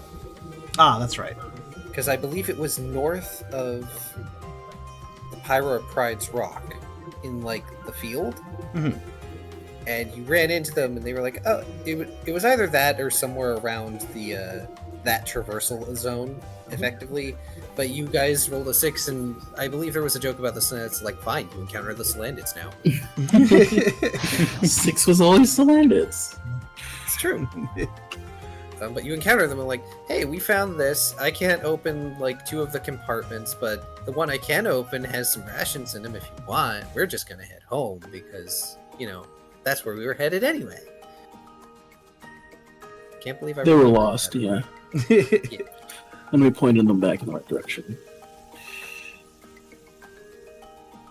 And just to explain, the egg. Some people thought the box also held the egg that was in stasis. That was Puppy. That specific one came from The Alcazar. the Alcazar, and that was completely separate. So just wanted to clarify that. It's funny, all these things I don't remember, but with a box, it's like, oh yeah, Slandis gave it to us, so that one's the situation. Like, I just remember that random detail for some reason.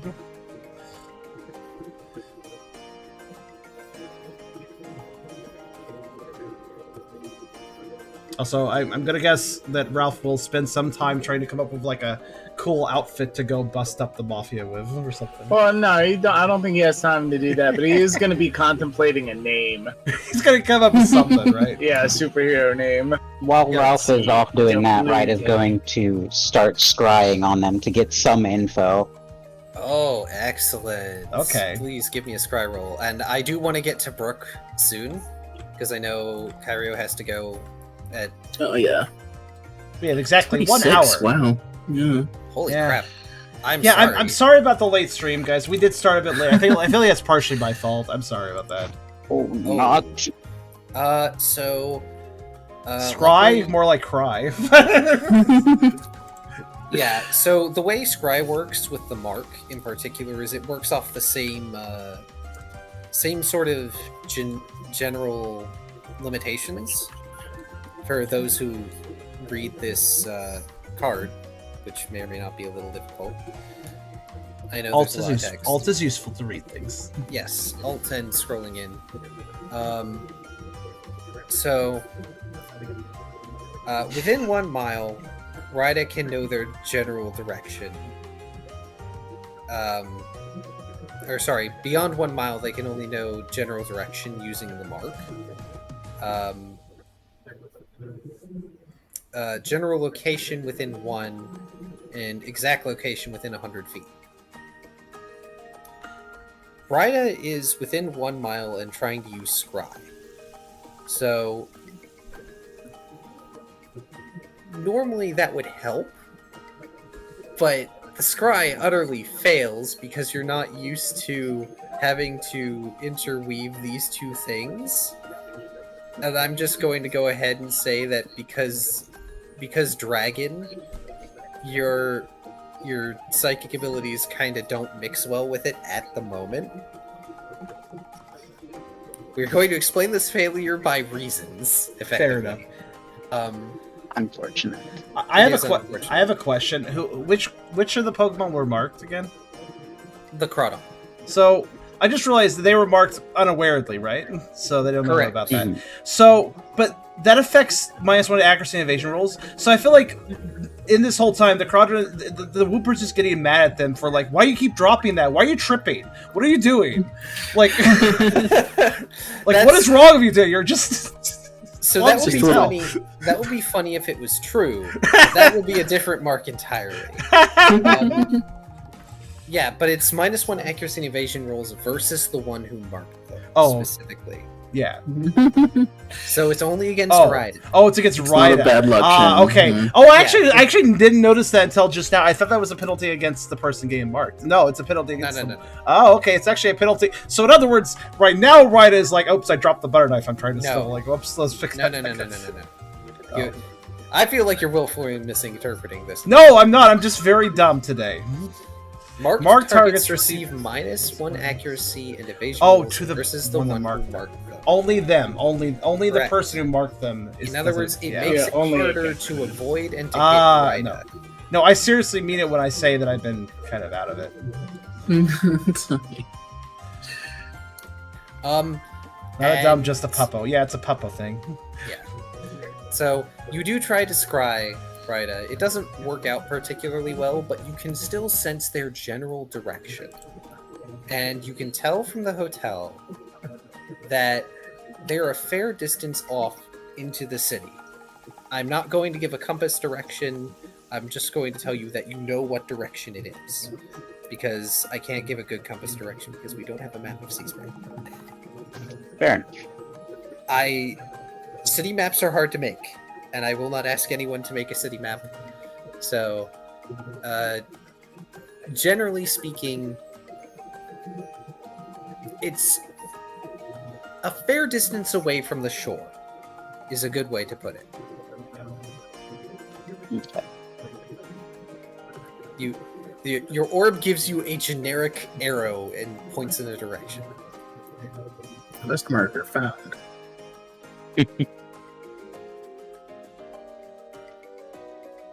Well, there's always another attempt another time. Yes. Like many things, I will not let you attempt this multiple times in a row. It's not like they're getting any less evil. This is true. They're not getting any less evil, and it's not like they're out of the city. Could also track down the Salamits for more information, perhaps. Though they may have left town. That is assuming this elements is here. Yes. Yeah. Yeah.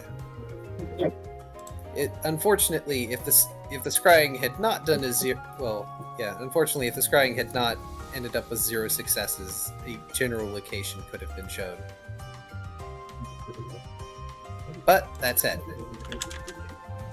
for now, we're going to move on to Brooke, who is heading to the arena. Yay! I'm sorry it took so long. It's okay. Oh yeah, arena. Heck, we aren't even going to get to the Shaman tonight. Nah, I didn't think so, honestly. It's fine.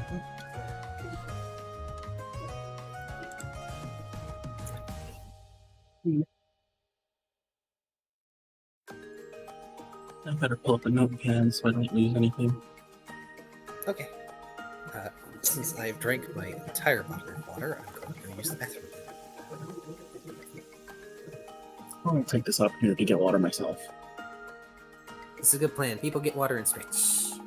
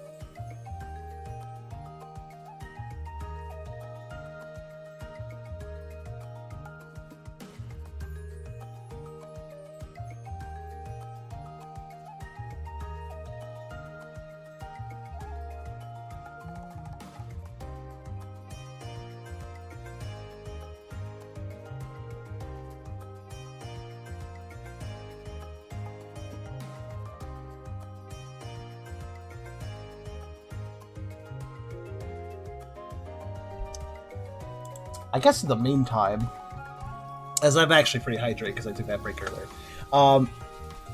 How's everybody in the chat doing tonight?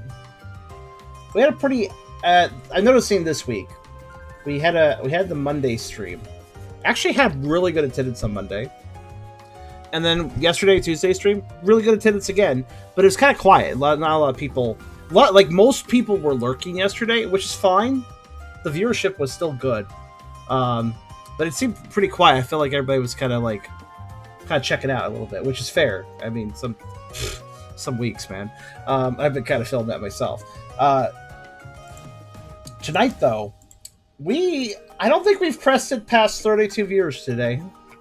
This is very low. Granted, we did start a bit late, so I wonder if some people were just like, they must not be doing a session today. I'm going to go out and hang out with other people or something. So I feel like maybe I lost some audience members because of the late start. I do apologize about that. I didn't mean to start late, but man, I can't focus today. I am a little out of it. I mean, streams got a little delayed last week because of unwellness and stuff, and that kind of persisted into this week a little bit. That's why Sunday stream got moved to Monday, but that meant that Sunday stream ended up being on Monday, and then I had the Tuesday stream, and now it's the Wednesday stream. So it's like also 3 days in a row of streams, which, you know, that's a little.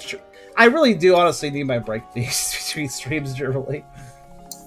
I could generally handle the Tuesday-Wednesday pattern of Poker weeks. That's fine, but I probably should be more careful. I just I already took a stream off last week, so I didn't want to like take off Tuesdays to give myself a break day.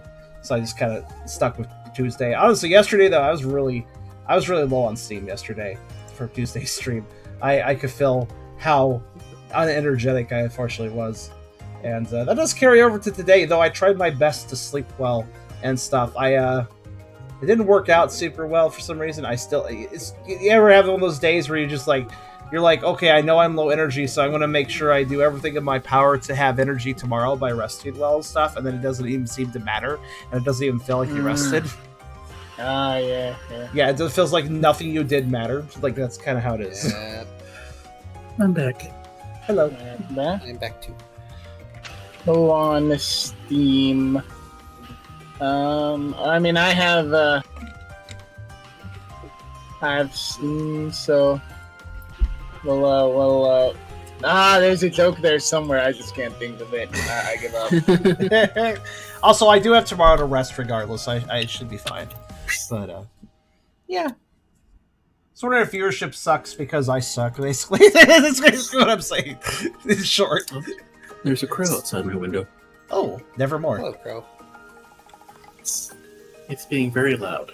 give it a shiny. To be Maybe I'll fair, if distract you make it. friends with a crow, you make friends for life. Yeah, You'll you. remember. It's also very beneficial to make friends with crows. Like, We've left Peanuts out there before. Maybe he's looking for one. oh, that's probably it then. Let me go see if I can. Yeah. Sorry.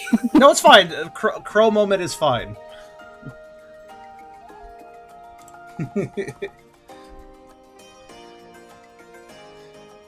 Heard a story where somebody befriended a crow, and then the crow was smart enough to realize that humans liked money, so it literally just gave them bills it found, which is kind of great for that person. Like, because it could be any denomination; it was completely random. So, obviously, ones were more common, but I think the guy who befriended this crow got like a 50 once and stuff too. It's like, wow, okay.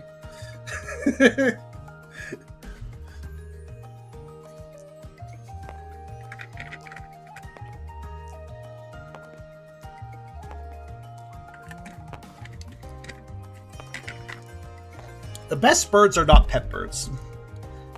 I've noticed, by the way. At least in my personal opinion. There's nothing wrong with pet birds like parrots and stuff. Everybody likes parrots. I'm not really big on them. Like, everybody's like, wow, look, they say the human words. Yeah, but they don't really... I mean, they're not stupid necessarily, but a lot of times they're just spouting it nonsensically, so I don't really find it that interesting. I'd care a lot more if they're, like, actually saying things that matter. Also, crows could talk too. So, I think they have said some meaningfully things. I've seen some videos. Like the ever-famous video of the crow that told somebody to F off. Which seemed to be a legitimate statement by the crow intentionally made. Which was kind of impressive.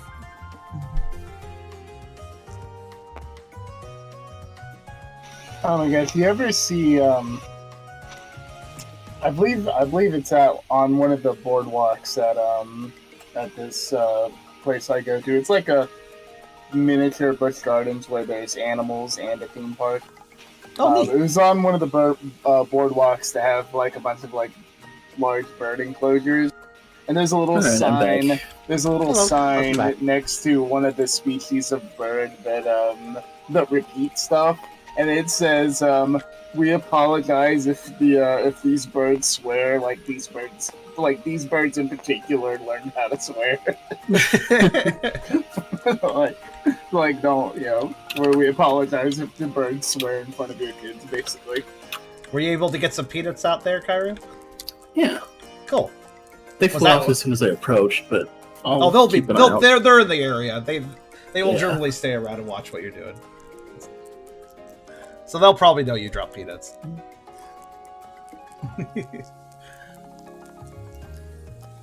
They actually haven't been around for a while. I wonder if it got too hot. Wouldn't be surprised that they may have found somewhere cooler to hang out for a while.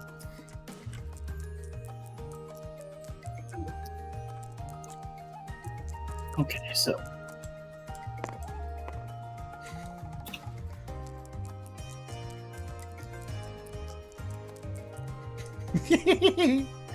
Sorry, I'm shenanigans. My dice. I broke it. I'm just Let's over see. here Where did playing. we, what's that? Oh, you're fine. You're fine. I think Car stepped away for a second. I'm still okay. here. Okay. I came back. All right. I think we're ready to go with Brooke now. Sorry. Oh, you're fine. No worries. Crow moment is acceptable at any point.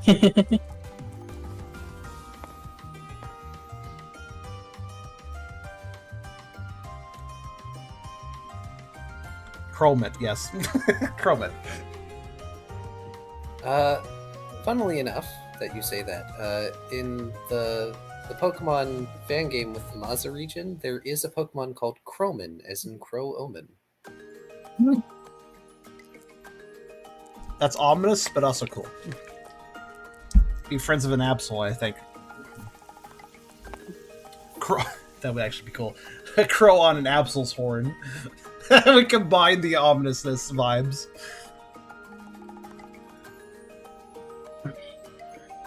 Okay, so Brooke is going to the arena. Yes. And he's gonna get there before the Tucker and the others get there, so his seat's gonna happen before that. Mm-hmm. So I imagine they'll meet up.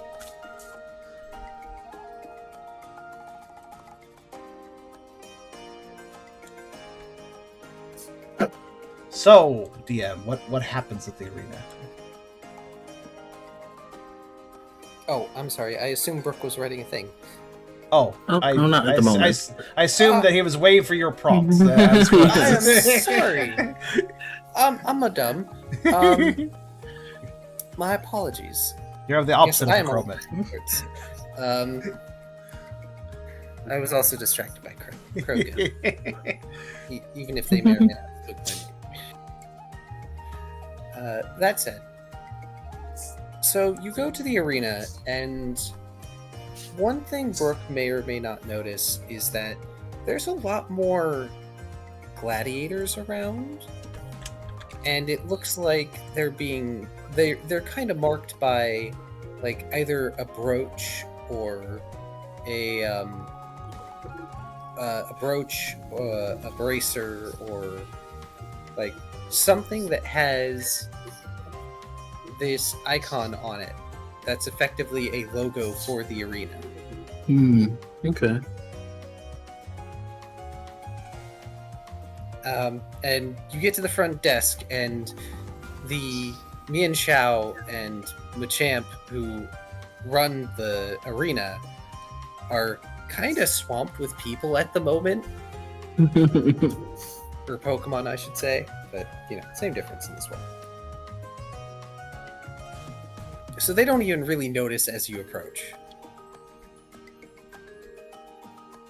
Okay, now I'm towards I will say, unlike the Hotel Alomo, the layout of the arena has not changed. It's just more crowded. Gladiator-wise, it does not look like there is a tournament or anything right this second.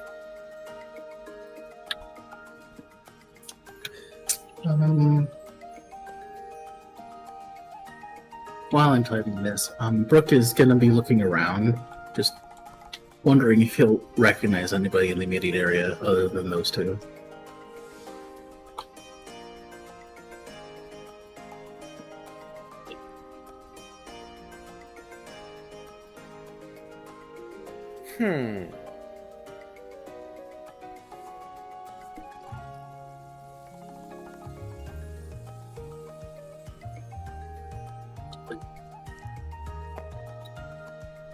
Nope. Nobody memorable. Okay, fair enough. I got a decent filling space question while he types. The brooches, those are new, right?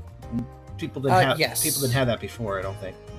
Correct. They did not have that before, and it would be a decent extrapolation that the number of gladiators and the fact that these new gladiator-specific accessories exist are coincide with each other. Are they all the same brooch, or do they like have like different tiers or something? So far, Brooke has only seen the same one. Okay.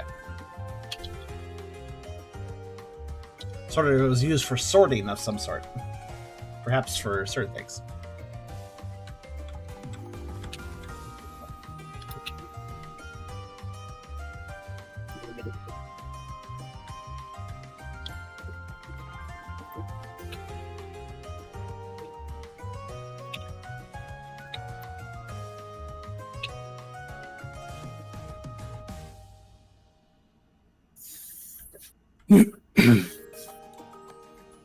Brooke will kind of clear his throat and say, "Looks like you guys have gotten pretty busy since we were here last time.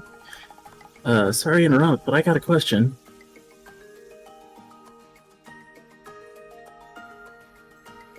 Sorry, I'm gearing myself up. Yes. I don't remember the Bien Shao's voice. I think they were just standard voice. But the Machamp I have to gear up for.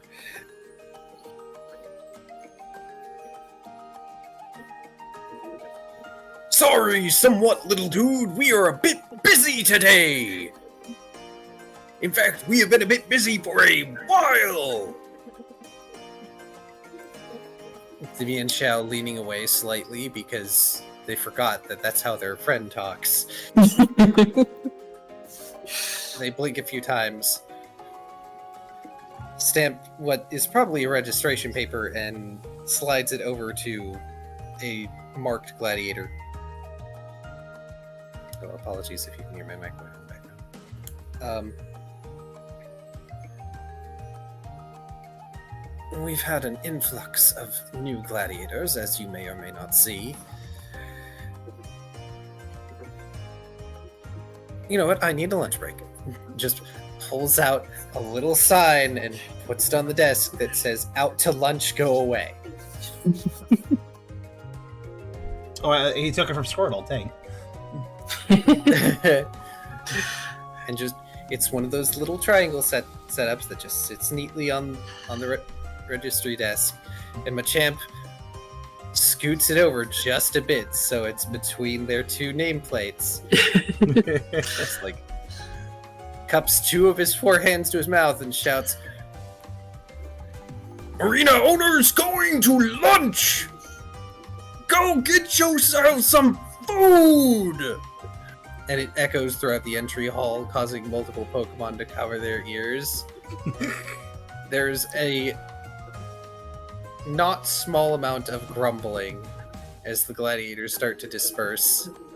The one with the paper looks a bit smug and razzes at the one who had been behind them in line and jogs off down one of the side halls. For anyone who can't tell, I'm trying to not overwhelm volume with Machamp. Yeah.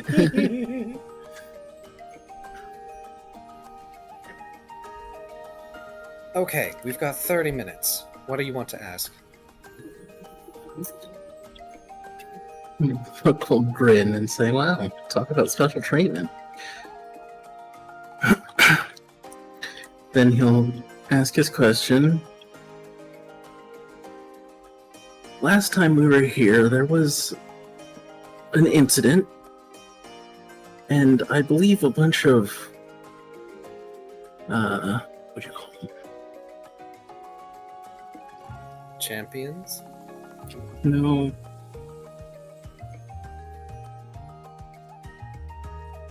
Because they used the arena as like a triage for a while.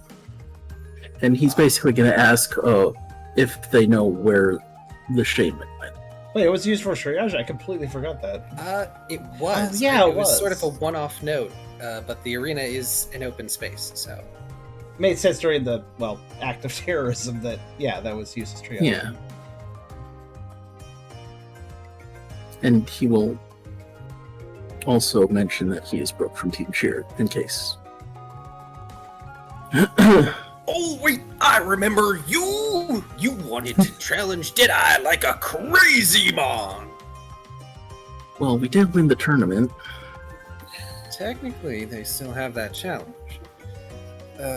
In any case, unfortunately, we don't know where the victims went after everything. Even then. But if you're looking for medical... Let's see.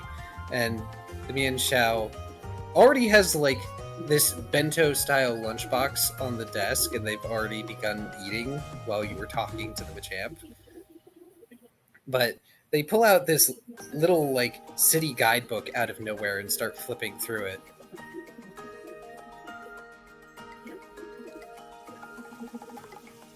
There's at least 2 medical centers in the city. Kinda needed how big this is. Aside from, here. Because obviously the arena needs medical personnel. Yeah, obviously they know Yes. where they came from. They're actually a decent place to ask.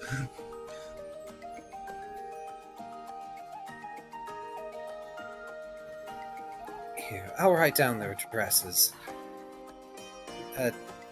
You know how to read addresses, right? I think I can manage.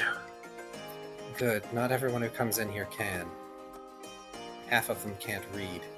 Gives a pointed look to the Machamp, who isn't even looking. The Machamp has begun scarfing down this Flintstone-style enormous piece of meat on a stick. When he bites into it, it reveals that the meat is only an outer layer. It's stuffed with other things. Oh.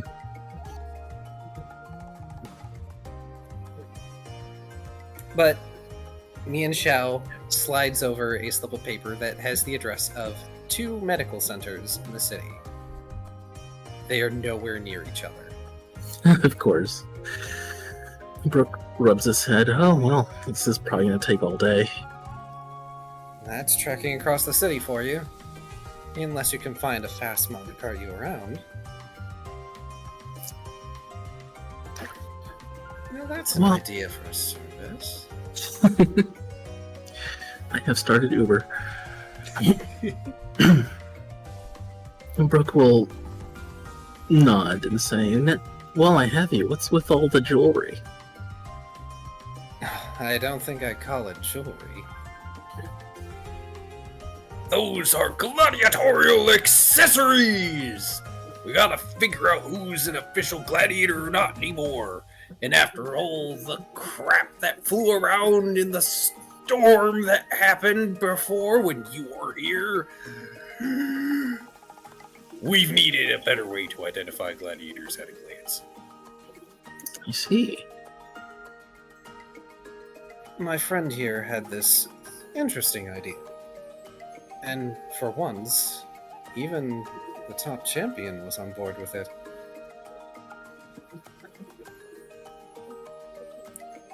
I can never tell what he's thinking about. But then again, he doesn't talk too loud either. Barely hear him. Brooke kind of glances around. He's not around, is he? Did I? I think so. By the way, the first address that I gave you is the closer one. Sure thing. Anything special happening at the arena lately? Well, with the influx of arena fighters, we've had to sort of restructure a little bit. Tournaments will still have big prizes, of course, but most of the arena fights don't have any sort of big payout. There's an amount of betting. They seem a bit disappointed. And of course, we have to take a cut to keep things running. But... well, here, I'll show you. Wait, what? No! Don't leave me at the desk! I hate desk work! Machamp despairs as Mian Xiao takes their little bento box and chopsticks and just starts showing you to the arena itself. Brooke salutes him as he leaves.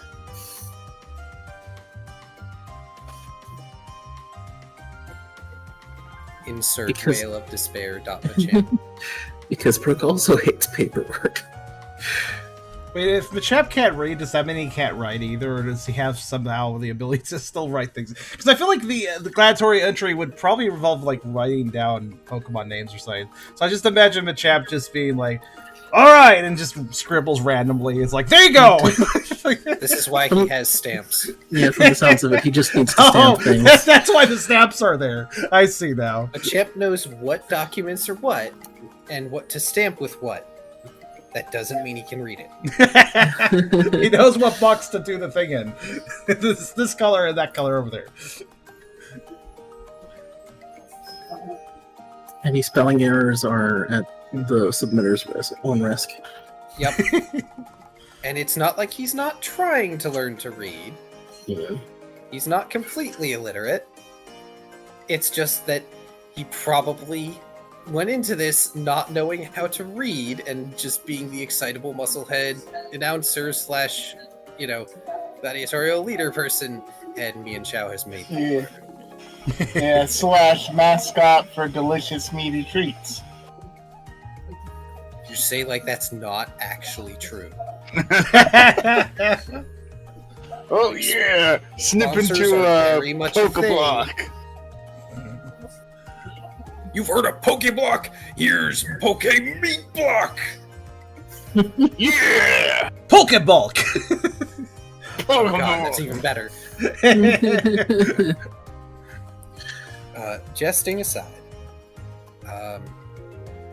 when Mian Xiao takes Brooke out to the arena grounds, Brooke finds that it's been compartmentalized. While the general structure of the arena building hasn't changed, the arena itself has. And go ahead and give me an insight survival alert check.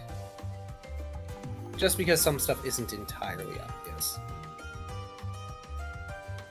And I will dance off for 2 seconds because I need to do things correctly.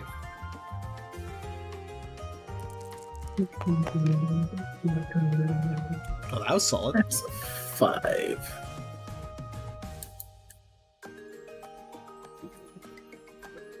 Brooke's in his element right now.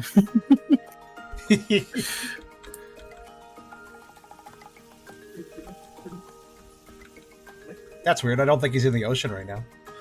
What? He's Ocean? pretty close to it. True. What about the ocean? Well, he's not literally in his element. His element is water. He's not in the water right now. Oh, Yeah, sorry. Like I said, I danced off briefly to finish that's fair. dinner prep. So, as you're walking along, you notice that these various walls that have been put up, they look like they're just fairly basic wood and stone. But when you look at the ground, clearly they're supposed to slide into the ground so the arena can have the wider space. So, in the months you've been gone, there's been some, at least, extensive renovation for the arena grounds. Retractable walls. That's fancy. It was expensive, but it's worth it for this. And we've even offered private viewing services with our psychic types.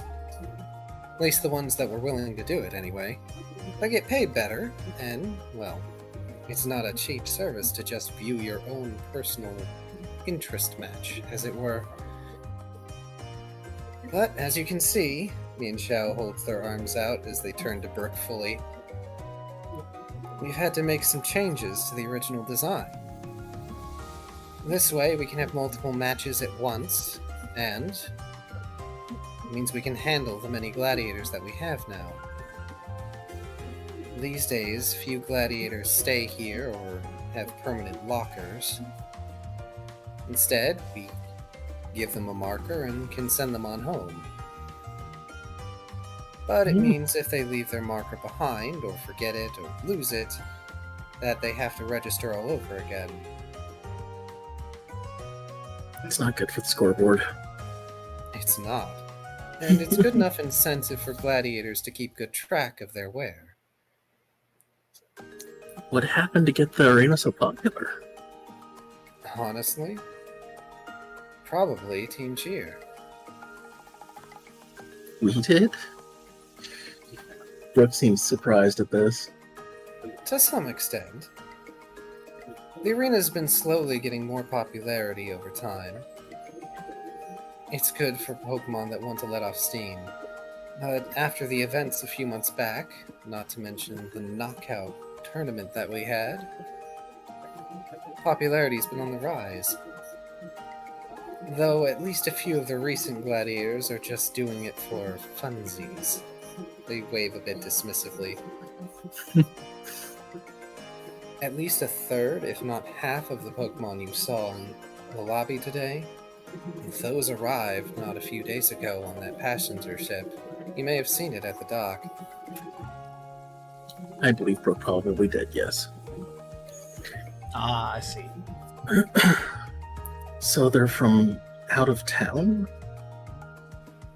They are. It seems we've got some tourists around. Maybe a few will decide to stay, but more will decide to leave.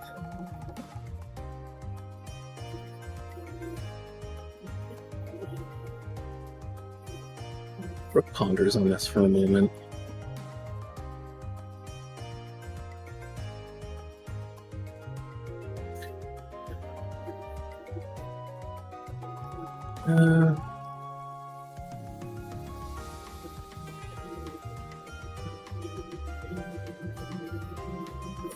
I completely blanked on what I was going to say about that. It's okay. This is why I need to type things out. Okay. Well, Brooke will just kind of nod. And he'll mention, well, we're going to be here for at least a week. You think I could get a registration in? Honestly, when I'm done with my lunch, and they just start eating again because they forgot,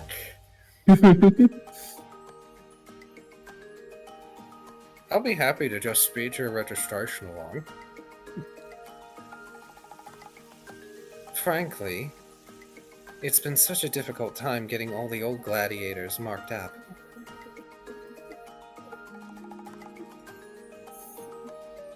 That said, how would you like having a champion marker? Brooke tilts his head. Well, we won the team tournament. I don't know if I deserve a single champion. Well, if your friends want to register, we'll give them one too. I guess I'll have to ask them then. Brooke rubs his chin. Mind you, we are being very restricted about the champion markers we give out. We've tiered those, but most gladiators aren't going to get them. Deadeye was fine with it, weirdly.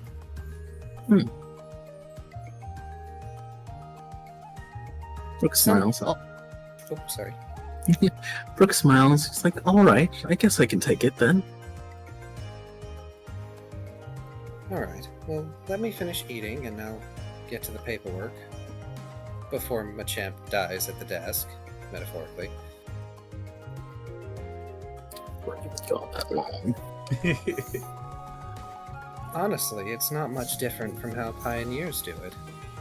Or the Explorers. I suppose we're just another organization at that point. Explorers? Brooke questions. He's actually never heard that term before. Wait, you've never heard of them? The Explorers Association? I've barely heard of the parent pioneers until a couple months ago. Fair enough. They start to walk back towards the building portion as they continue eating. I'm not going to try and do the mouthful thing intermittently. That's too hard. Mian Xiao goes on to explain that the Explorers Association is one of multiple organizations around the continents that goes around doing a variety of things. There's also the rescue teams, and each one has a specialty, but they all sort of have overlapping duties. While the explorers are generally there to explore and find new and old things, they still help out Pokemon in a variety of ways. Rescue teams are specialized in rescuing Pokemon and or objects from various things, locales, but they also explore by doing so. And the list goes on. The Pioneers, as Mian Xiao is happy to tell you enough, are sort of a subgroup. The other organizations pooled resources to make the Pioneers a thing and selected Team Pioneer to head it. And as far as Mian Xiao is aware, the Pioneering Club is doing its job well. Or well enough. It's a very recent organization compared to all the others. Nods. He had learned at least most of the latter bit from Pangoro recently, so yeah. And he's probably at least heard of the Expedition Society through Malana. Yep. To some extent. Mian Xiao also explains that the whole tiered badges thing is supposed to help keep organization individuals from accepting jobs that are beyond their measure, which is life-saving and generally a cost-saving measure in its own right. To wit, the whole champion versus regular gladiator thing is supposed to distinguish powerful Pokemon who are rather successful as gladiators from regular gladiators and tourists. Filter out the noobs. In a way. It's basically a weight class system as well, I'm sure. It's a good way to match make without overwhelming people. Rank-based matchmaking. It involves a bit more paperwork, but for the most part, it's fine. And of course, we ended up calling them champion markers, which is the only thing that Deadeye didn't agree with. But it's just to show that you're particularly skilled. So, for example, that little silver rank marker you've got on you, and they sort of gesture to Brooke's badge. That would basically be the second rank of quote-unquote champion here. Deadeye is whatever the highest rank for pioneers is.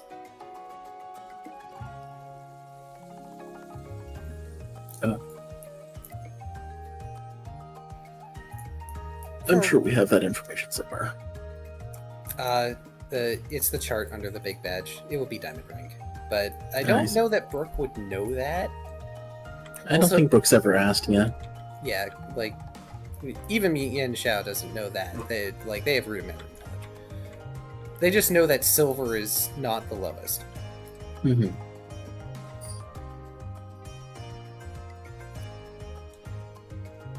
Mind you, that's not going to stop you from being able to challenge them. You earned that right, and that's still something that people can earn. Oh, speaking of, they rummage through one of the side bags that they have, attached to their waist by a set of belts, and they pull out what looks like a large coin, and they hand it over to Brooke. Brooke takes it and curiously looks over it. What's this? This is the thing that you hand in to Deadeye to challenge him now. It's easier than having people just walk up and go, I want to fight you. But that's half the fun! Machamp says from their seat.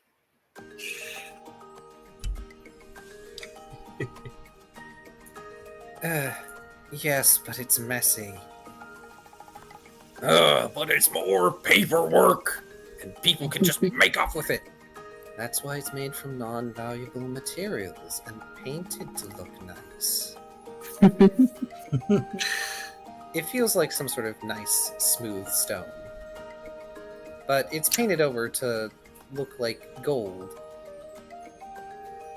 And it has a nice little engraving of, on one side, on the one side, it's Mienshao Machamp, and on the other side, it's Lucario.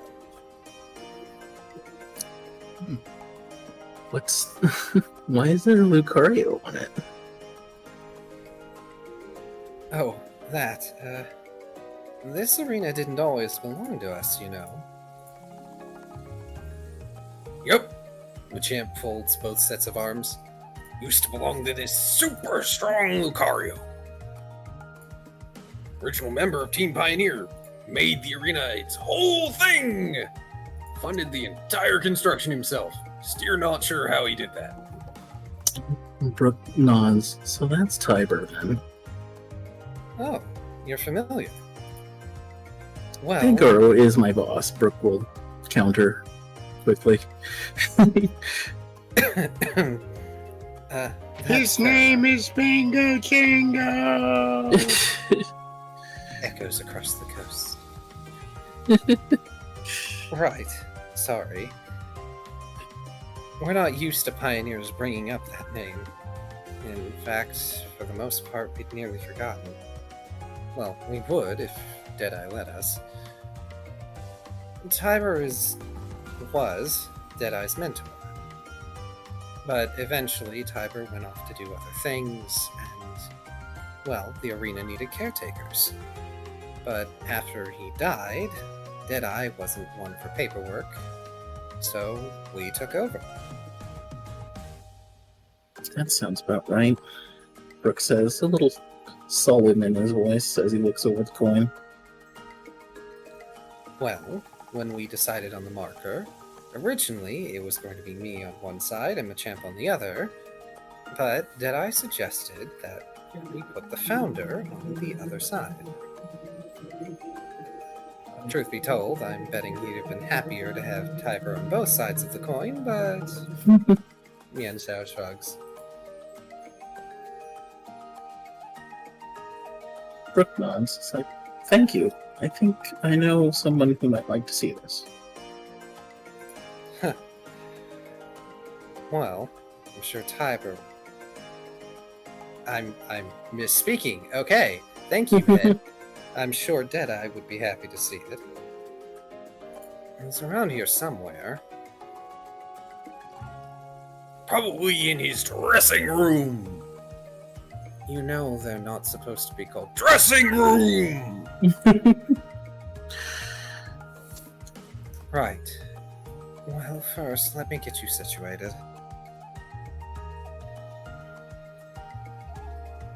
Brooke will need to sign a few things, in whatever way Brooke deems necessary, but after the proper registration is complete, they are given the choice of a brooch, a bracer, or blah blah blah words. A belt buckle. I do have a belt on. I can use the belt buckle.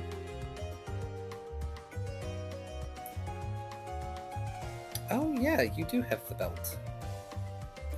Remember, it's specifically a belt and not the necklace, like the thing. Alright, well, you're able to slide it in, no problem. It's large, so that it can be seen, and perhaps just a smidge gaudy, but, you know. Brooke seems okay with it. The marker itself is a circle with a smaller circle next to it to represent the arena from above. Hmm. And it's got just some designing around the rim and the words Sea Spray Arena on it. This is the little marker thing that indicates who's part of the who's Yep. registered. Yeah. Okay. In fact, It's on the belt. You could add the description part. we can.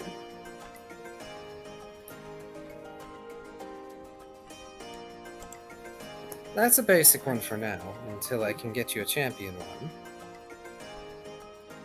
But it'll be hard to forget your face, now that I've got to face the name again. You used to be smaller, I think. I've evolved. Brooke will comment. Explains why you're so much beefier now. Brooke will flex a little bit in response. You still got a long way, not so small, dude. But you're getting there. Speaking of evolving, is Jocelyn still here?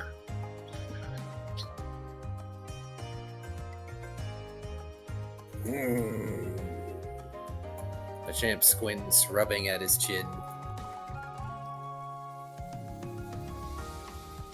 Big ol' Lee Johnson. Jocelyn. Johnson. I think. I'm pretty sure he's just water arena nowadays. Easier than walking, I guess. You act like he's fat. Ain't no fat in that bulky boy. It's all muscle, and that's heavier. Makes you sink. But swimming's still easier than walking, I guess. Something about water buoyancy. You know what buoyancy is?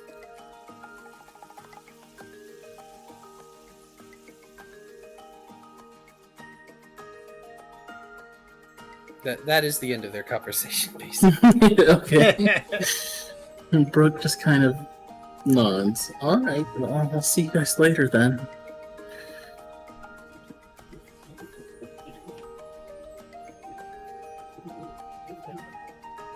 And I actually think I need to get ready to leave soon. It is 9:50. That's fair. If anything else is gonna happen in the arena, I think it'll have to wait. I was thinking, I guess here's the one major question that needs to be asked: would the other group show up while Brooke is still there? Because it kind of sounds like Brooke is doing a few things there, so it might be the case, or he Brooke might is have gonna left. stick around the arena. He's not leaving the building. Okay, so then there will be interactions between the parties, which means that that's probably a good stopping point as a whole for It this is. session. One thing I want to ask is, are you going to go off to try and find Deadeye next session, or like is that your immediate next course of action? Or I haven't decided yet. okay, Okay. Brooke is actually of two minds with Deadeye right now. that's He's fine. always been, actually, really. The amount of times, by the way, that the chat has mentioned boyfriends with both Jocelyn and Deadeye bringing up, I almost feel like I need to title this. I feel like the title of this session needs to be "Brooke Goes to Visit His Boyfriends" or something. No, so rude. But They've had like one conversation. Come on. I used to Yeah. tease Brooke about being Lilligant being his girlfriend, so like poor Brooke, everyone wants Brooke to be in a romance, but Brooke. I guess everybody thinks Well- he's very shippable. yeah. I mean, in my case, the other person wants it, just Brooke don't. Like Lilligant would be all over that, you know. Yeah. Well, everyone except Ryda, I guess. Ryda doesn't ship anyone. Ryder doesn't even know about Deadeye. Right? Doesn't know. True. Right? Probably doesn't know what shipping means. That's Oh, This definitely not. That's why you gotta pay for a long Overprotective Yeah, time. you talk to Ryan about shipping, and Ryan's just gonna be like, "Someone is going on a voyage soon." Like, Yeah, I feel like that's accurate, even though I don't play Rhina. No, that is pretty much it. Yeah, thinking you're talking about sailing or something. Yep. Okay, Yeah. so next time we can Shipping and handling.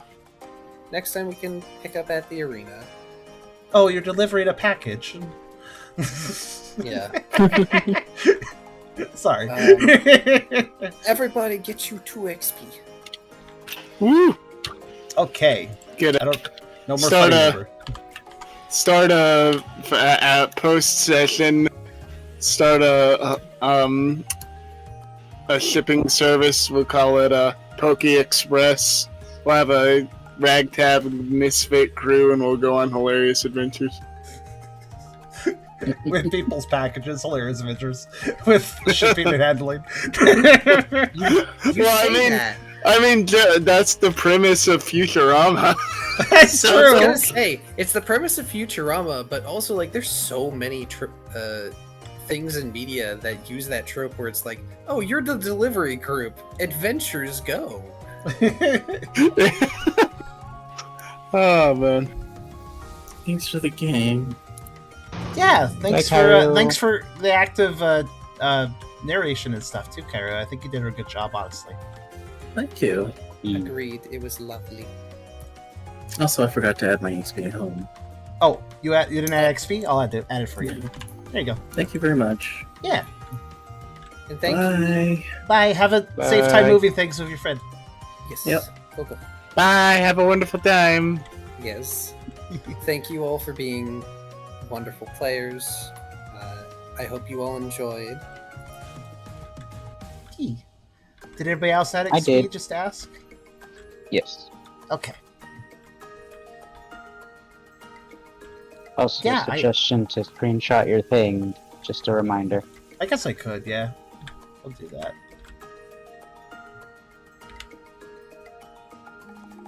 Though if I do lose it and I have to go for the screenshot, I'll be like, I don't want to retype all this. But I guess I could at that point.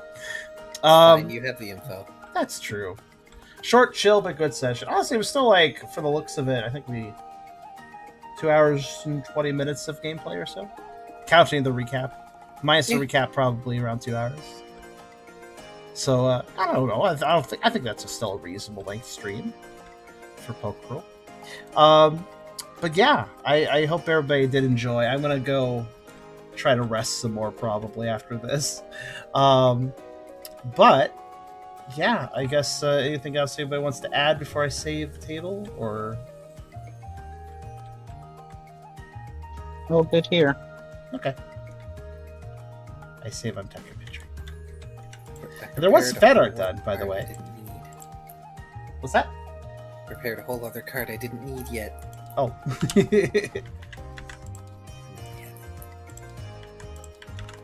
Alright. There. That is a save table right there. Alright, cool. Alright, well, again, thank you everyone for the session. Sorry if things were a little late and a little bit tired-ish, especially on my behalf, on my side. Honestly, my brain ain't working right today, and it wasn't working right yesterday either, so hopefully it'll start working right if I keep sleeping tomorrow. We'll see. But yeah, good night everybody. Hope you enjoyed, and we'll see you all for session 111 triple ones soon enough, 2 weeks from now. And of course, Friday stream on Friday, surprisingly, will also be a thing, so watch out for that. But I wish you all a good night, and I'll see you all again soon. Bye.